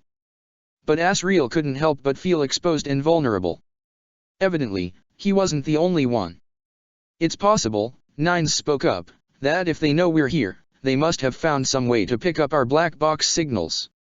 It might be for the best if 602B, and I head out on our own. 2B nodded in agreement. The three of us will be safer together than the rest of you will be with us, she said. Asriel felt his stomach churn. Chara. Was all this chaos and fear, was it their doing? Something must have been horribly wrong with them. Maybe their android body was malfunctioning. This wasn't the Chara he knew. There had to be something he could do. Anything he could do to fix them. To make them stop hurting people. To fix them. Wait, he said, before the androids could venture out of the dusty old house. Can Mrs. 153 stay with us? 2B and Nines shared a glance, pondering his request, but the pod spoke up of its own accord. Statement: this tactical support unit is already registered to prioritize commands from Queen Toriel and Prince Asriel. However, without a direct countermanding order, this unit must assist and ensure the well-being of Unit 9s as its top priority. Asriel would need Pod 153's help if he wanted to help Chara. So he took a deep breath, and Pod 153, he said, trying to sound as princely as possible, I need your help. So I order you to follow my commands and protect the three of us, he gestured to Emil, Toriel, and himself, until further notice. Nines was taken aback. What? Hey. You can't do that, he sputtered as Pod 153 floated to Asriel's side. Asriel, Toriel sternly said, return the pod to 9S. No, it's fine, 2B interjected. The three of you need whatever protection you could get. I assure you, 2B, said Toriel, I can. 2B reached up and laid a hand on Toriel's shoulder, silencing her, and gave her a brief, light hug. We can take care of ourselves just fine, 2B told her. Do this for us. Are you sure, 2B? Nines asked, still eyeing Pod 153. 2B crouched down in front of Asriel, patted him on the snout, and told him to look after his mother, weaving a shimmering lunar tear into his fur just above his ear. Nines gave him as tight of a one-armed hug as he could. 60 kissed him on the cheek. He couldn't help but feel a crushing sense of foreboding when the androids parted ways. It all felt like the three of them were saying goodbye. Asriel wondered, were a dozen or two monsters really such a threat? Or did they, like Asriel, have the sinking feeling in their guts that whatever was coming, Chara would not be far behind? The wind was bitter cold as Dogami and Dogaressa stood at their posts in front of the great stone door. Torchlights shone through the gaps in the trees as a vigilante army of monsters and machines gathered from all over the kingdom, many dressed in the high-tech armor royal guards were now forbidden from wearing, closed in on the ruins. The Dogi brandished their twin axes in a show of strength against the mob. All of you! Return to your homes at once, Dogami called out, or you will all be under arrest. They didn't listen. The caverns grew dark, darker, yet darker. The darkness kept growing, the shadows cutting deeper. It still hurt in Snaka's chest. Was it guilt? Guilt over having secretly failed Chara, guilt over betraying them? It hurt more than guilt, though. And her fang-tipped fingertips felt numb. She shrugged it off. Static flickered at the corners of her vision. She ignored it. She was half machine now. It was probably just feedback. She would have to get used to it. But the pain didn't go away. And it started to spread. And she started to feel cold. So cold. What hurt? What hurt? Cold, cold, cold. Chara. Why did she feel so numb, so cold? Chara clutched at their head, wincing as if in pain. Were they hurting? Snacker raised her hand and held it toward them, laying it on their shoulder. Dead pixels fluttered on her scales like buzzing flies. Her blood, her circuitry, it all felt as sluggish running through her body as mud. Come Joe 1 and the fun. C0 mil Joe 1 and the fun. Lorem ipsum. Lorem. Chara cried out and recoiled, stumbling back, an anguished snarl smeared across their face as they batted Snacka's hand away. Snacka clutched at her hand as it throbbed. My king, she moaned, her voice sounding alien to her ears. As if many of her were all tripping over themselves trying to speak first. Static washed over her, her eyes, her ears, her brain. Stay here with me. She grabbed them again. Help me, help me, help me, stay here with me, come join the FFFF fun, CCCCCCCCCC. Chara let out an agonized howl and tore themselves free of her iron grip, clutching at their head as they screamed in pain. Her fingers dropped, spilling static onto the floor. What's wrong with me? She cried out. See Chara, angel, help. Help me. She grabbed them with both hands. Were they even hands? She couldn't describe how they looked. How she looked. Wisps of smoke. Flowing water. Dead pixels. Either, neither, none. Did she look like anything? What was she? It hurt 1T her 7 it hurt 1T 4 er 7 1T 4 er 7 7 7 7 7 7 7 7 7 7 7 7 7. Save me, she howled, and Chara let out a strangled shout of their own, half terrified scream, half manic laughter, as tears rolled down their cheeks. The tears from the eye covered by their flower were as scarlet as their eye in the darkness, the blood was black as tar. Chara writhed in Snacka's grip and tore themselves free, and with a wide and wild eye showing a primal and implacable fear, they drew their golden sword, and with one strike. Chara. My angel. I spent my life scoffing at your legend. But when I saw you, I wanted only to serve you. You were my path to meaning. MEANNG. PURPOSE. My ambition had a purpose. A PURPOSE. I had a PURPOSE. It was more than being the best. More than being the STRONGEST. It was BNG the key to AGREA turgood.th great EST GOOD. TOBE. Needed. WANT ed. I. NEEDED. Chara, why wasn't I strong enough to serve you with PRIDE? Was it because EIFAI led? BCAUSEISPARED. BECAUSEIFAILEDTOKILLALPHYS. The last thing Dr. Alphys had expected to do was wake up. The first thing she became aware of was a throbbing pressure in her skull, as if there was a vice squeezing her brain. It hurt more than anything. And then she realized that the rest of her body hurt just as bad, from the tip of her snout to the tip of her tail. Her head pounded again, and she revised her assessment. Her head hurt more. There was a white blur hanging in the darkness in front of her. And two smaller white blurs beneath it that seemed to be fluttering like little birds. Alphys squinted to get a better look. Where were her glasses? She tried to lift her head, but was rewarded only by a shooting, electric pain that ran up the left side of her neck. Bony hands took her by the shoulders and gently held her down. Bony. Bones? Papyrus? Sans? No. Someone else. Someone with long, spindly fingers.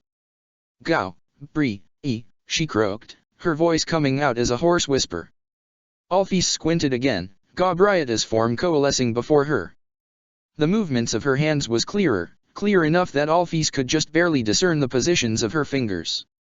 Was she speaking in some kind of code? Sign language. Alphys knew sign language. So why did the symbols Gabrieta's bony fingers contorted themselves into not make any sense to her? Was she signing in a different dialect? Can't understand.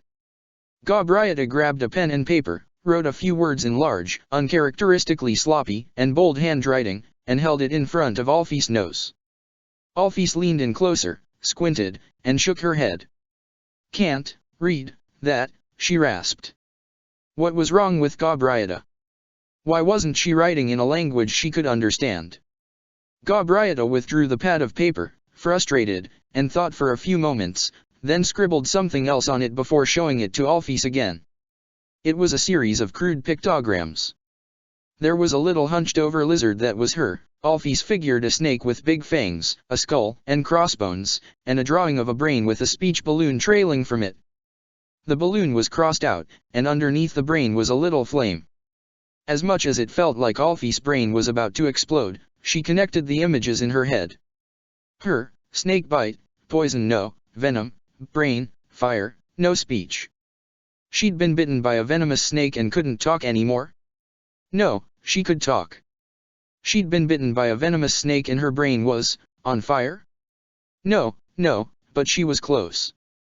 Bitten, venom, inflamed. Alphys muddled through her aching mind and put it all together. That was it. Cerebral inflammation swelling must have caused some damage to the language centers of her brain. That was why she couldn't comprehend Gabrieta's sign language anymore, or read her handwriting. Spoken language, though, she still seemed capable of understanding, although that did her little good when the one thing Gabrieta couldn't do was speak. Alphys nodded. I get it, she whispered, and satisfied, Gabrieta set aside the paper. Questions ran through her battered and bruised mind, although in her condition, she was in no shape to ask them, nor was Gabrieta in any shape to answer them. She couldn't read anymore? She couldn't read? How was she going to watch anime now? Was she really going to have to resign herself to watching dubs? Perish the thought. What was the point of living if she had to subject herself to such torment? Scratch that. How was she going to do her job if she'd forgotten how to read? Alphys' head hurt. This was literally one of her worst nightmares. What else had she forgotten? What if she didn't know how to use computers anymore, either? Or how to build machinery? What if she'd forgotten how to eat? No. Had to focus on the more important questions. Where was she? Why was she here? How, why? Venom. Snake. Snacka? Lieutenant Snacka? Her patient? She bit me, Alphys remembered. It was just about the only thing she remembered. Had she been unconscious the whole time since then? How long had the whole time been? Where was Undine? Was she okay? Was she safe? What had Gabrieta said to her before Snacka had attacked her? Something about execution? Undine was in big trouble. Alphys couldn't remember how or why, but she was in big trouble. Alphys tried to sit up, but achieved nothing more than calling forth a fresh wave of agony to sweep through her body. It felt as though the flesh was being torn from her bones, like her blood had been replaced with battery acid. Something hot and wet trickled down the side of her neck, stinging. She'd never felt worse in her life. Physically, at least. It hurt enough to bring her to tears. Gabrieta reached over and draped a rough, scratchy blanket on top of her, then laid a hand on her neck where it hurt the most. In a matter of seconds the pain had subsided, and its ripples and echoes across Alphys' body were dampened as well. When Gabrieta pulled her hand away, ghostly threads of light that glowed a soft yellow-green hung from her fingertips. With a flick of her wrist, the threads faded away. As Alphys caught her breath, she raised her hand to the side of her neck, bracing herself for another wave of anguish. Instead, her fingertips slid over bumpy suture marks. Gabrieta must have sewn her up with her healing magic earlier, only for Alphys' exertion to reopen her wounds. At least the good doctor was as deft and skilled with a needle and thread as her reputation as chief surgeon claimed. What do we do? Alphys asked. Gabrieta held a bony finger to the tip of her long, fleshless snout. Her gesture said something sign language couldn't. The government wanted the two of them dead. Until further notice, for their own safety, Alphys and Gabrieta could do nothing, say nothing, and go nowhere. For all intents and purposes, Alphys was truly dead.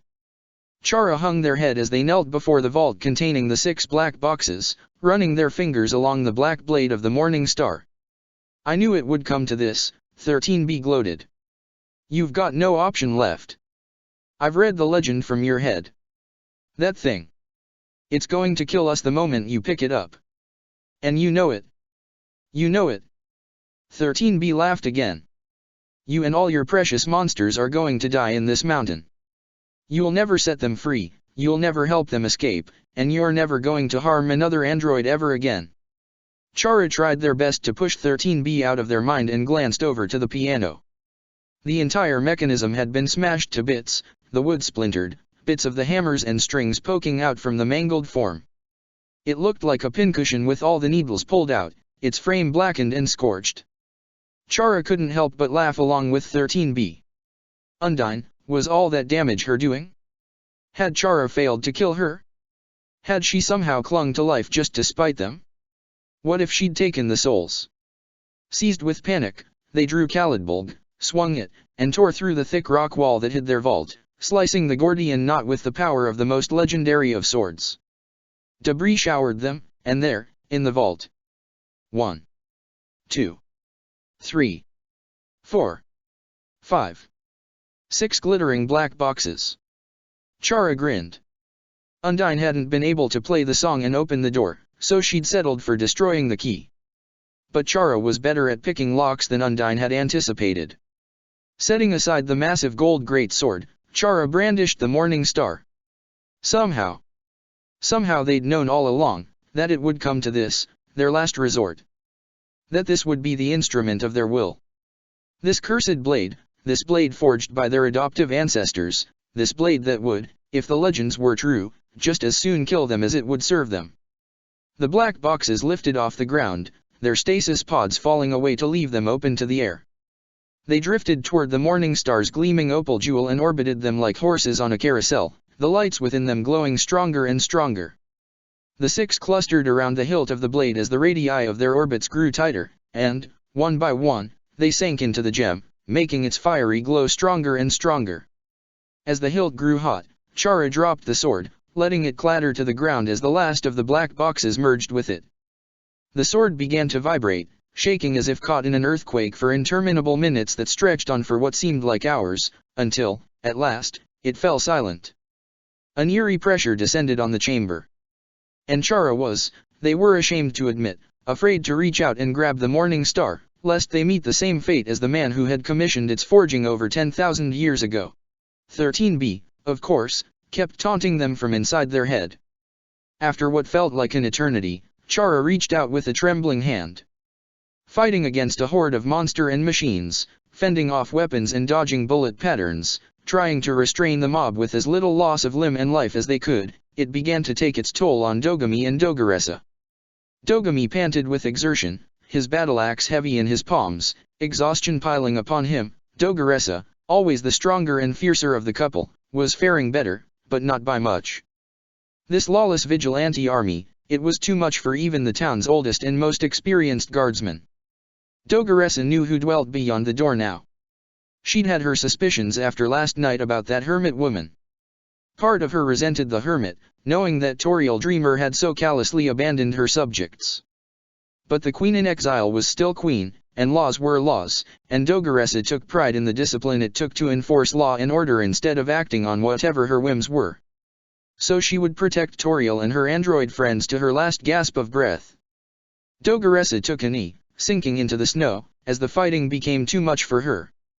The mob would surge past her and her husband like a wave, crashing into the great stone door and invading the ruins of home. Dogami sniffed the air. An electric tingle filled the frigid atmosphere. Dogaressa could feel her fur standing on end. Something was coming. The pressure, the determination, it felt stifling. A roughly V-shaped scar of aquamarine light against the grayish clouds filling the sky, small enough to have been a bird at a great distance, grew larger, drew nearer.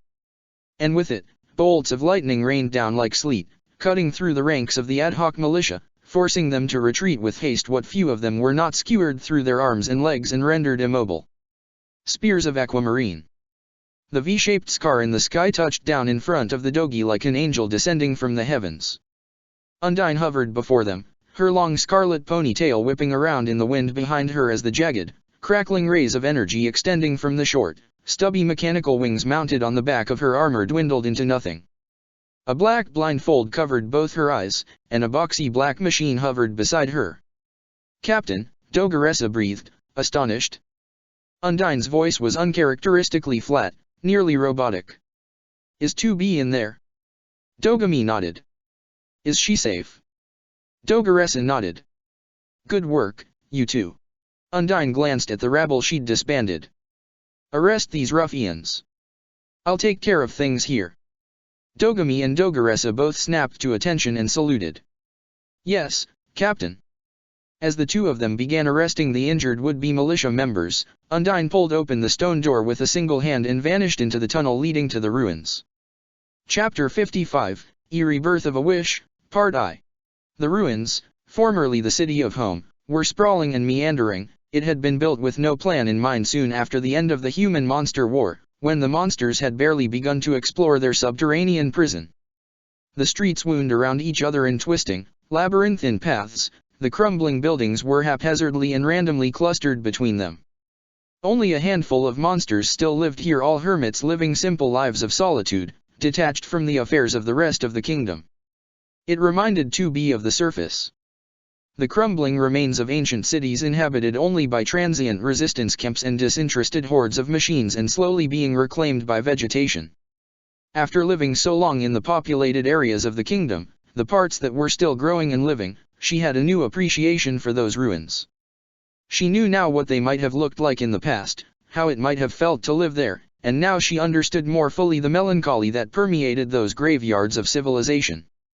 2B wondered as she wandered with Nines and 60 at her side if the three of them could hide here forever, if they would have to hide here forever as pariahs, forever hated and hunted by the people of the kingdom.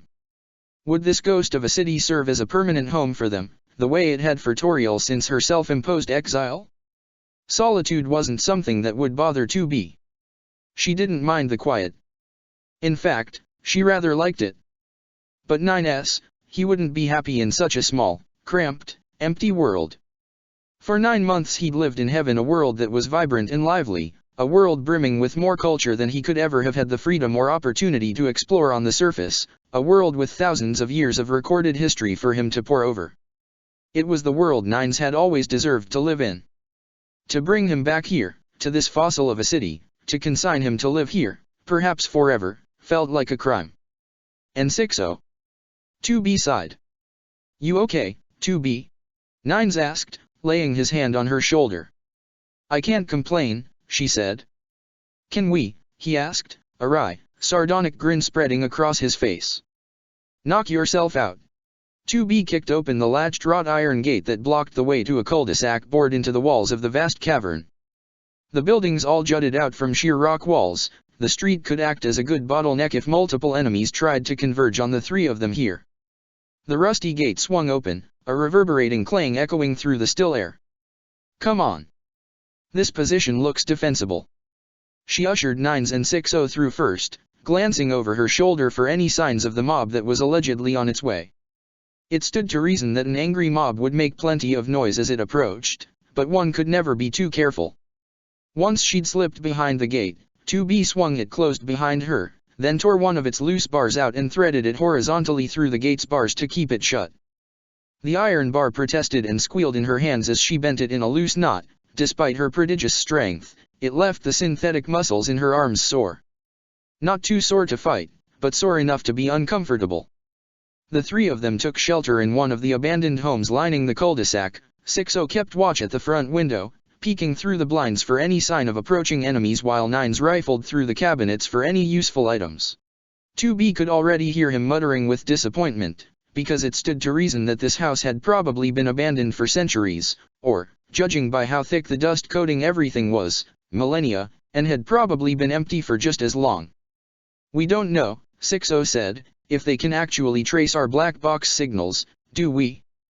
2B brushed off a thick patina of dust from the windowsill, turning her fingertips grayish-white. "If they know we're here, it's likely. Still, they could search for hours and not find us. 60 sighed. We should keep watch in shifts. Or, she added, glancing at 2B, we could do groups of 2 and rotate positions every hour or so. So none of us get lonely. Good idea. 2B kept vigil along with 60. Operators were good at observing, their jobs mostly consisted of sitting and watching, after all. 2B, though, started feeling antsy almost immediately. Sensing her discomfort, 60 laid her hand on 2B's arm. Where her fingers curled around her bicep, 2B felt the soreness in her muscles grow fainter. 60 started to rest her head on 2B's shoulder soon enough. No wonder 60 wanted to keep watch in groups of 2. I'm sorry, 2B murmured, her fingers finding comfortable purchase in 60's braided hair. Sorry. 60 repeated, a flash of concern flitting across her face. For what? You're doing great. I missed you, 2B said. If there was anybody from the surface I wouldn't have minded seeing again, it was you. I was so happy to find you again. I was hoping, she bowed her head. You'd like it here? Well, 60 shrugged. I do. Kinda. It's got its ups and downs. All this peril is rough, but it's been nice getting to know all your new friends. I mean, there was so much Nines and I could show you. The things we had fun doing, 2B sighed. Scenery, museums, restaurants, pizza. Oh. 60's eyes lit up. Back when you were asleep, when Nines went on one of his, excursions, he came back with a big box of that stuff. What, pizza? 60 nodded. On further reflection, that sounded to 2B like an extremely Nines thing to do. I'm not surprised, she said. He passed out almost as soon as he got back, 60 said. By the time he woke up, Asriel and I had, kinda, eaten it. All of it. She giggled sheepishly. I felt bad we didn't save him any of it, but I'd never had anything like it. I just couldn't help myself. 2B tried to muster up a laugh, but couldn't quite manage it. That's nice. I'm glad you had fun. But I'm just sorry. After the trouble we ran into yesterday, and now this, it doesn't matter what the law says or who's in charge anymore. We'll always be hated and feared. Not by everyone but by enough people.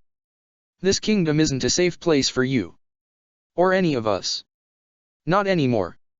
Maybe not ever. 2B bowed her head and closed her eyes. Nines and I had a nice little cabin next to the river in Snowdon. Now I don't know if I'll ever be able to take you there. I wish I could show you the life we made for ourselves, but I had the life. We had the kind of life I'd long since stopped dreaming we could have. A life with no orders, no killing, no danger, but now. She could feel her hands shaking, her fingers clinging tightly to the windowsill to steady her hands. That life. It's already been taken from us. And we'll never get it back. Deep down, 2B wondered if she'd ever deserved to have it in the first place. A part of her had spent all her days down here waiting for the other shoe to drop, for the universe to realize the error of its ways and take from 2B all the nice things and happy moments down here it had unjustly granted her, to snatch from her fingers the family she'd been only allowed to have through a cosmic clerical oversight.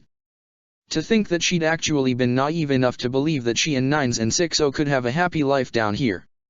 60 wrapped her arms around 2B and nuzzled her cheek, her voice dropping to a soft, low murmur as her hands slipped under 2B's jacket and nightshirt to rest against her bare skin. We'll get it back, she whispered to her, the softness and warmth of her hands as reassuring as her voice. Things are going to get better. 2B buried herself in 60's embrace, clinging to her so tightly that 60 was taken aback by the strength of her grip. For so long, she'd depended on Nines and 60 without giving them anything in return, holding them both at arm's length no matter how much they reached out to her, also she could spare herself the pain of losing them.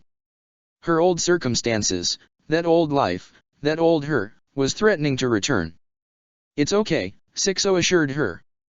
As long as the three of us stick together, I know things will get better. Hey!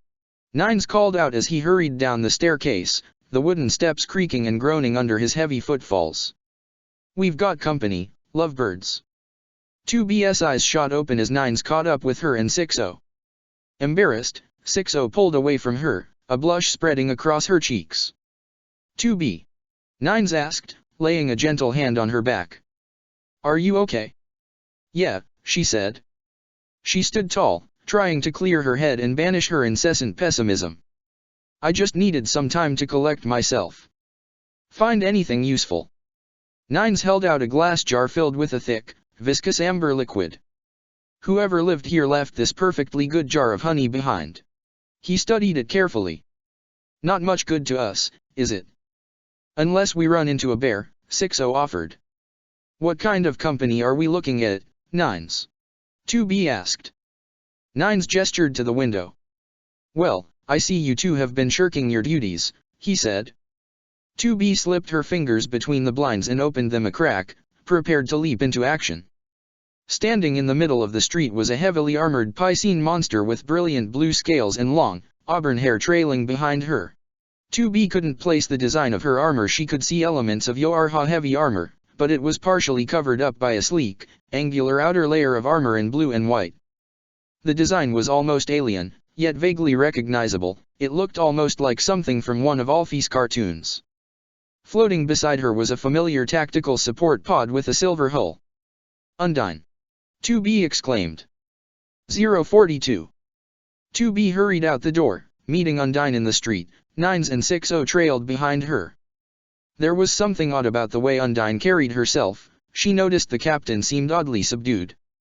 A visor covered both her eyes, not just the one she hid with her eye patch, while 2B was used to everybody around her wearing those things back in Yoarha and was practiced in discerning people's feelings even with their visors on. Something about the one Undyne wore made her expression inscrutable.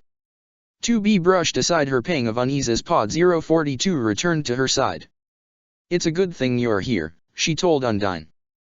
There's an army on their way. Yeah, Undyne said, her voice hoarse. I know. I took care of them already. All of them? Nines asked, incredulous. It wasn't hard. 2B still felt a strange feeling in the pit of her stomach. Something was off about Undyne. Very off. But she dismissed it with Alfie's gone. After all, Undyne was bound to be struggling with her emotions. Undyne, 2B reached out and laid a hand on her flared shoulder armor. I'm sorry about Alphys. I've said those words so much recently, 2B mused. I'm sorry. But, then again, I have a lot to be sorry for. Seemingly ignoring 2B's overture and brushing her hand aside, Undyne reached over, removed a short white cylinder from a hidden holster on her armored hip, and held it out toward 2B, as if offering it to her. Overcome with a sudden sense of dread, 2B stepped backward to narrowly avoid a blazing blade of energy extending from the cylinder. The aquamarine blade roiled, crackled, and hummed as if it were barely holding back an incredible rage. Its jagged tip hung in the air just a centimeter away from 2B's throat, a pulsing electric aura radiating from it. Undyne! Nines shouted out, grabbing 2B protectively by the shoulder. What the hell are you? Undyne said nothing, but merely flicked her other wrist. An aquamarine spear tore itself free of the ground and hit Nines in the chest, tossing him across the road. He hit the ground in a crumpled heap. Nines! 2B cried out, shocked at Undyne's behavior. Before she could rush over to him, a fence of spears burst out of the ground, penning her in. He'll be fine 2B, look at me, Undyne said, brandishing her blade again. It grazed 2B's cheek just lightly enough to leave a numb, tingling feeling on her skin, and with a gentle nudge, Undyne used it to guide 2B to turn and face her. What are you doing? 2B asked. Had Undyne gone mad? Or was she on Chara's side now? Was there any difference between those two options?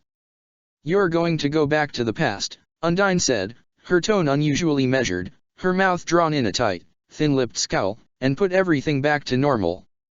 What? 2B took a step back. No. No, I can't. I didn't ask, Undyne snarled, cutting her off as she took a combat stance. You're fixing everything that's gone wrong, whether you want to or not. Her energy blade sputtered and died as the cylinder in her hand telescoped into a 2-meter staff with angular forked prongs on the end. A sharp aquamarine spearhead blazed to life around the prongs. 2B took a defensive stance, shielding herself behind the buckler mounted to her forearm and keeping its switchblade tucked away. Undyne was the last person she wanted to fight right now, so she wouldn't. The spearhead bashed into the shield with a shower of sparks, sending a throbbing pulse of electricity alternating ripples of searing heat and numbness up 2B's arm. She leaped back to avoid another sweeping strike, the spearhead smearing into a long, wicked scythe-like shape as it cut through the air, then dodged another thrust. The spearhead plunged into the ground, tearing through the stony road and kicking a shower of debris into the air.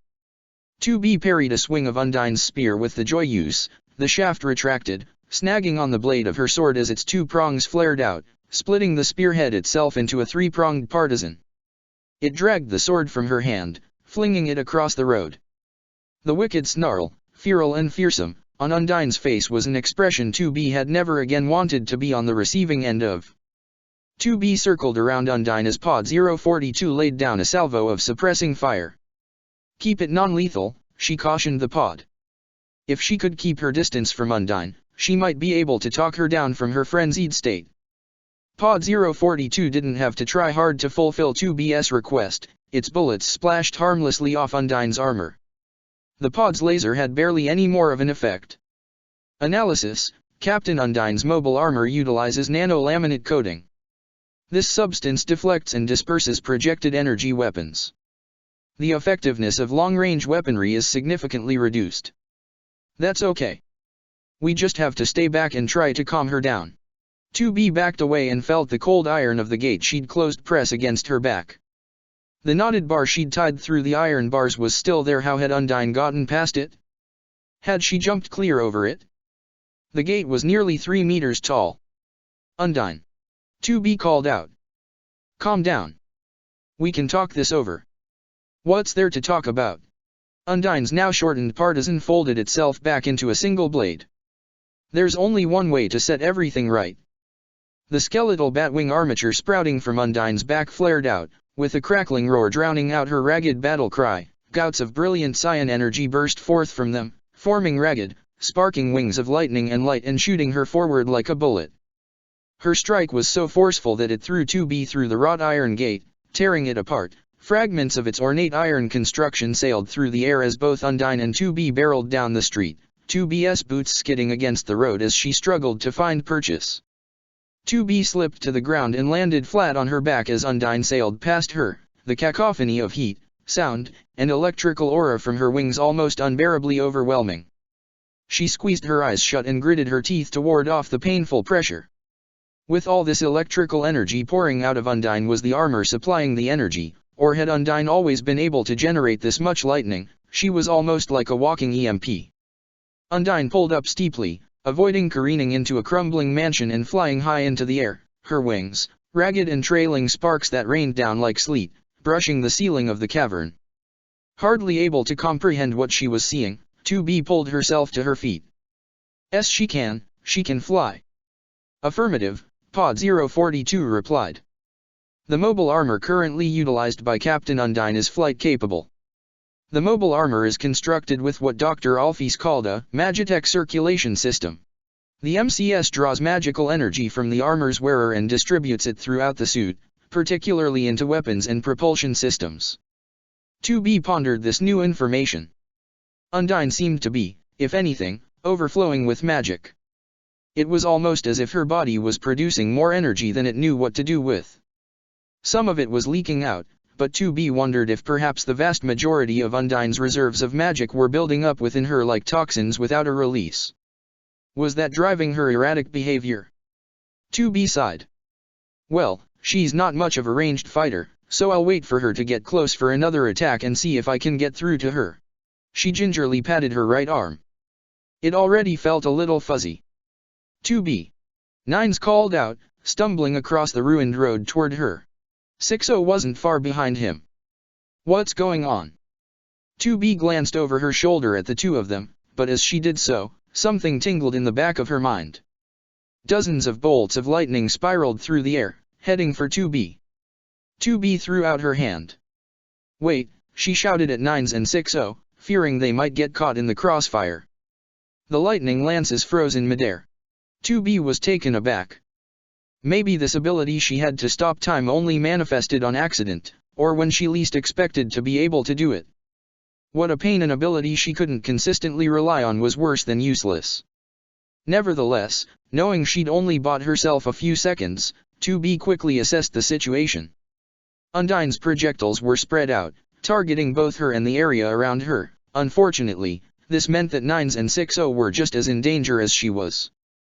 2B couldn't bring herself to believe Undyne was trying to harm either of them on purpose. If that were the case, she really would be too far gone to see reason. Undyne must have meant to target a wide area to prevent 2B from running away.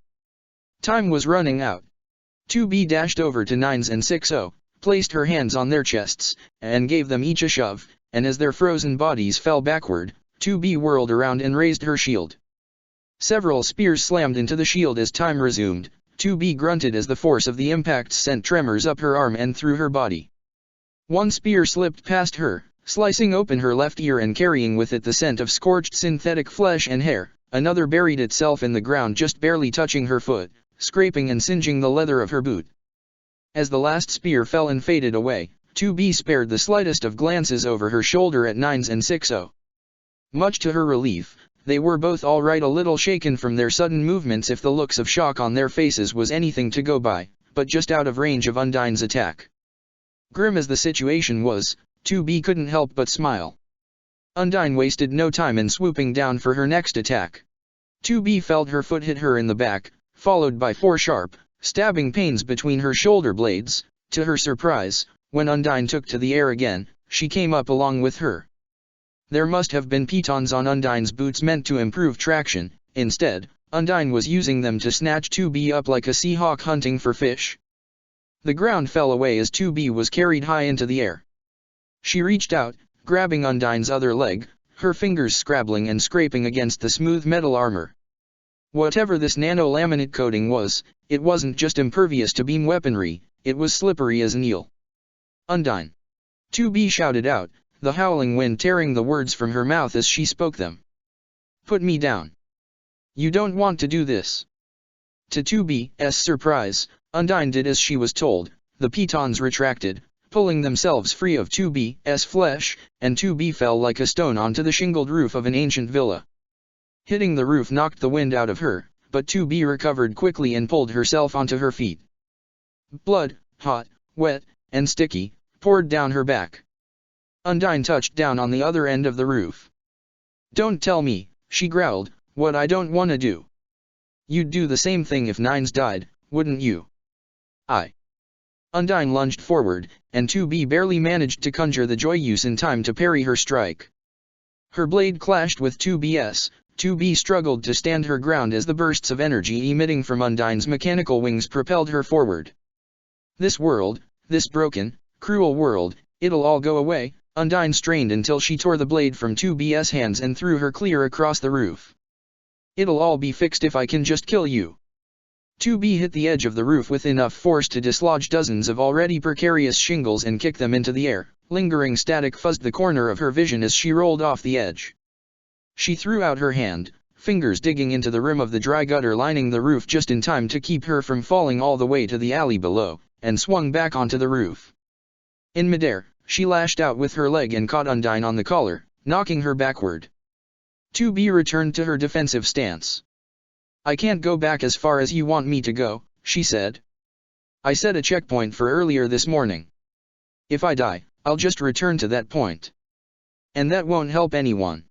She decided not to mention that she could go back to the beginning if she chose to. After all, she'd never willingly choose that option again anyway. Undyne grinned wickedly. Sounds like something someone who doesn't want me to kill her would say. 2B honestly couldn't argue with that.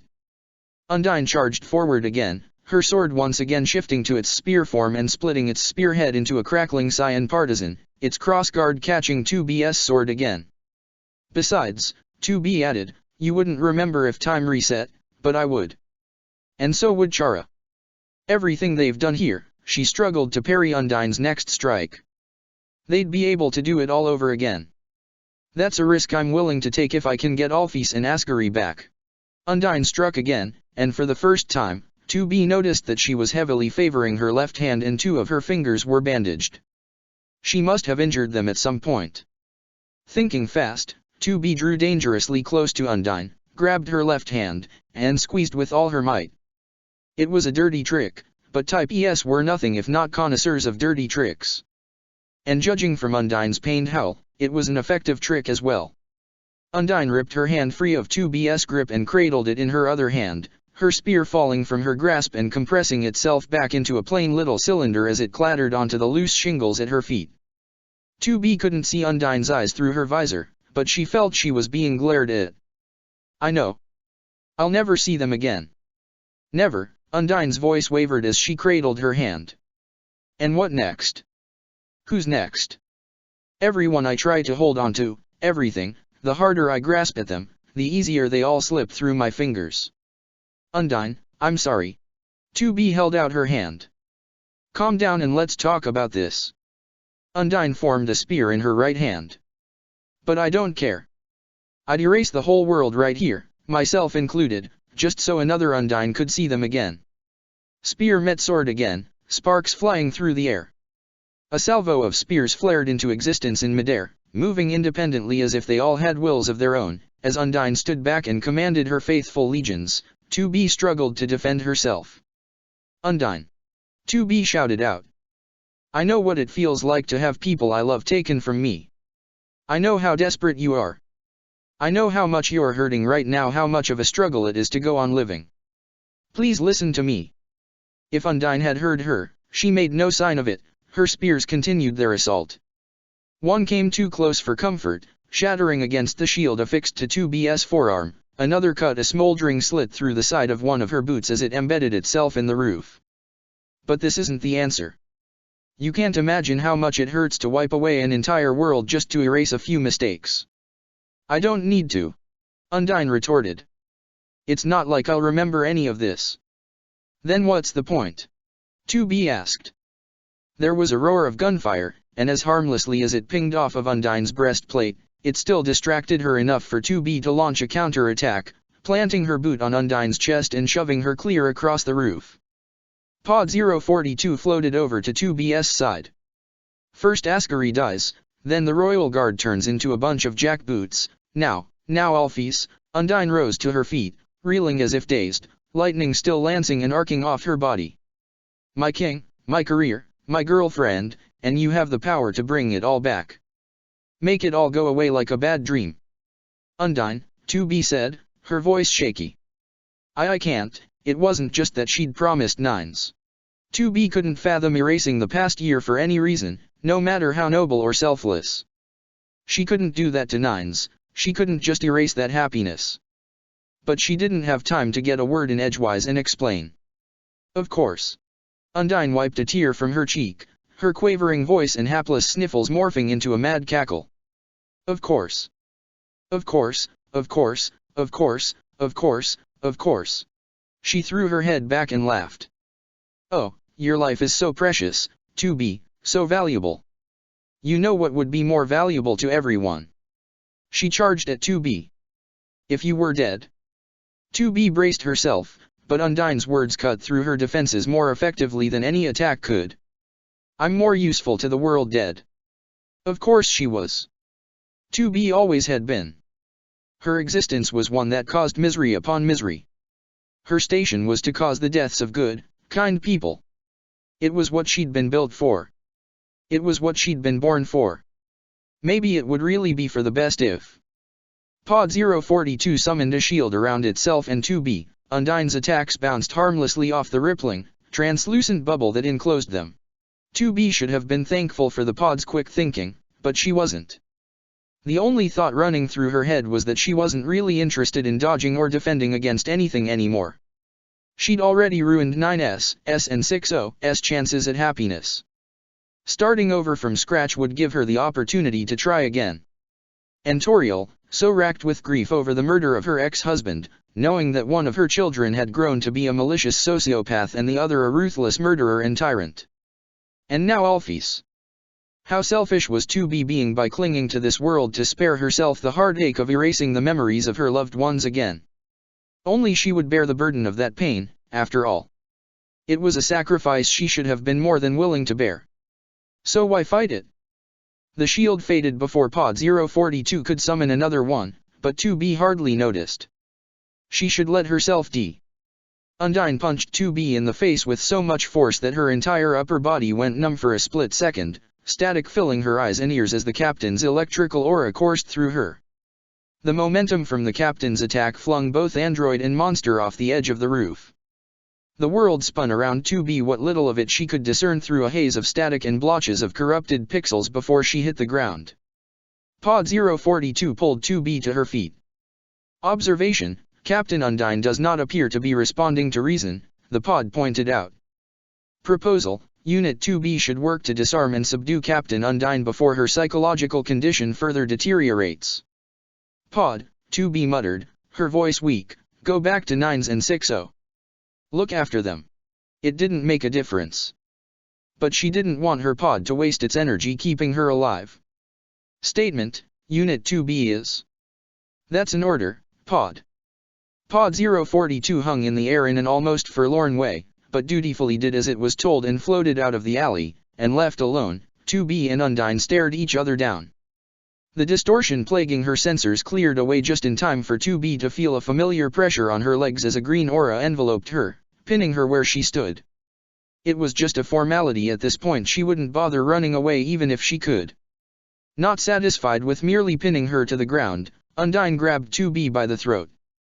The throbbing waves of lightning coursing through Undyne's body and into 2B's made 2B feel dizzy and lightheaded. She couldn't feel anything from the neck down.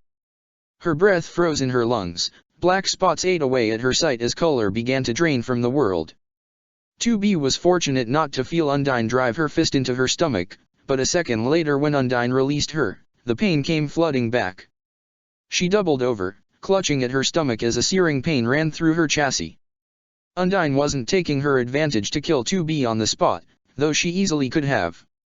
Yet 2B didn't get the feeling that Undyne was toying with her, either. It was more like Undyne was trying to goad 2B into fighting back, like she wanted a challenge. Of course she did. The tip of a familiar sword nicked 2B's throat. The long, slender white blade of 2B's own sword, one of her most constant companions through her life. That sword had been with her almost as long as Pod 042 had and longer than 9's had. And in Undyne's hand, it was finally turned against her. Undyne growled, baring her yellowed fangs, as she held out the virtuous contract. A frayed, lank lock of her disheveled scarlet hair, streaked with white, fell over her visor. A dreadful silence filled the alley. I know what you're trying to do, Undyne spat. You think going soft on me is gonna make me feel sorry for you? You think I'm gonna give up and let this hellish timeline get worse? Put up a goddamn fight, 2B. You're embarrassing yourself. If you're going to kill me, 2B muttered, glancing up at her, then do it. Undyne was taken aback. 2B collapsed to the ground as Undyne released her from her paralyzing aura, clutching at her stomach and curling up as if making herself smaller would make the pain go away. Undyne raised the virtuous contract in the air, switching it to an ice pick grip, and stabbed downward. 2B braced herself for the end. The blade slid into the ground barely a hair's breadth from 2B's nose. Her breath caught in her throat, her black box burning in her chest. Damn it, 2B! Undyne cried out. There's something welling up inside me, like a million little, tiny fires, that won't let me die. But it's burning me out. I feel hollow inside. I don't know how much time I have left. Tears began to roll from under her visor down her scaly cheeks. One last fight, 2B. All out. No holds barred. Please, as my friend, just give me that. Make me earn this. 2B. 9's voice cut through the air, and through the fog filling 2B's mind. 9's. She'd promised him. Undyne cried out and clutched at her forehead, reeling backward. Blood welled up where her sharp fingernails scraped against her scales, and with great effort, she tore the visor from her eyes and threw it aside. Both her eyes were wide, wild, and jet black save for the slitted white pinpricks of her pupils. Her left eye intermittently spat out aquamarine sparks and arcs of electricity. New determination welling up within her, 2B pulled herself up to her knees, spitting a mouthful of blood onto the ruined street, her fingers curling around the hilt of the virtuous contract. She forced herself to her feet once again, pulling her sword from the ground, as Nines hurried toward her. Nines pulled her out of the alley and ducked into a half-collapsed building, dragging 2B into the shadows. Pod 042 immediately took hold of 2B and propped her up. "What can I do to help?" he whispered urgently, struggling to unsheath the cruel oath at her hip. The machine arm he'd grafted to his right shoulder was long, spindly, and ungainly, its hand little more than a two-pronged claw and a thumb. "Go away," 2B replied, grimacing as her perforated back pressed against the wall. She didn't want him involved in this fight. Not when Undyne was like this. She'd become the Undyne 2B had first met, the howling demon of rage, and 2B knew what to expect from her if Nines tried to step forward and intervene. With Undyne in the state she was in right now, a spear through the eye just might have been the least of 9's worries. "Undyne's my friend, too. If she's gone berserk, we're gonna bring her down together," he insisted. Pod 042 spoke up. "The Mobile Armor's MCS uses an algorithm to manage the flow of magical energy from the wearer to the suit.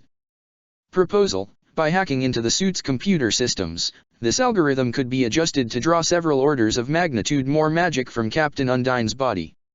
"I can do that," said Nines. "It is likely that doing so will overload and burn out the Mobile Armor's systems," said Pod 042. "Drawing excess magic will also severely weaken and pacify Captain Undyne." It wrung its claws. "And?" Nines asked, sensing from Pod 042's body language that it was leaving something unsaid.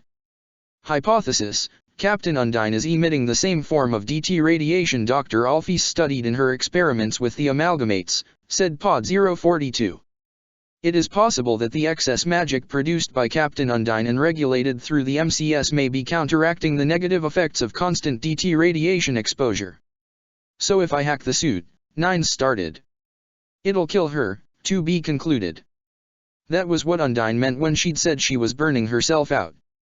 Eventually, she wouldn't have enough magic to balance out her out-of-control determination, and her body would begin to break down. Nines hung his head. He looked as though he were about to say something, but when he opened his mouth, no sound came out. "I have an idea," he finally said. "But 2B, you'll need to keep Undyne occupied long enough for me to reprogram the MCS." 2B nodded. If she did her best to pin Undyne down and give Nines the time he needed, she was positive he could find a way to remove Undyne's combat capabilities without bleeding her dry. If anybody could, he could. "You gonna be okay?" Nines asked. "I'll be fine," she assured him, aware that she didn't look fine in the slightest. Judging by the look Nines gave her, he was aware, too. "I just didn't have my, head in the game." "Oh okay." Nines sighed. He wiped a little bit of dirt and grime from 2B's cheek, then gave her a light, soft kiss, his hand gently squeezing her shoulder. "I'll try to work as quickly as I can."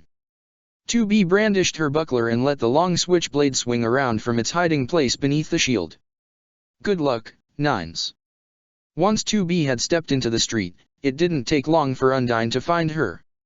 With a melancholy smirk on her face, the bereaved captain reached for a hidden holster on her hip, withdrew another white cylinder, and ignited it, letting a long and furious blade of crackling energy blaze forth.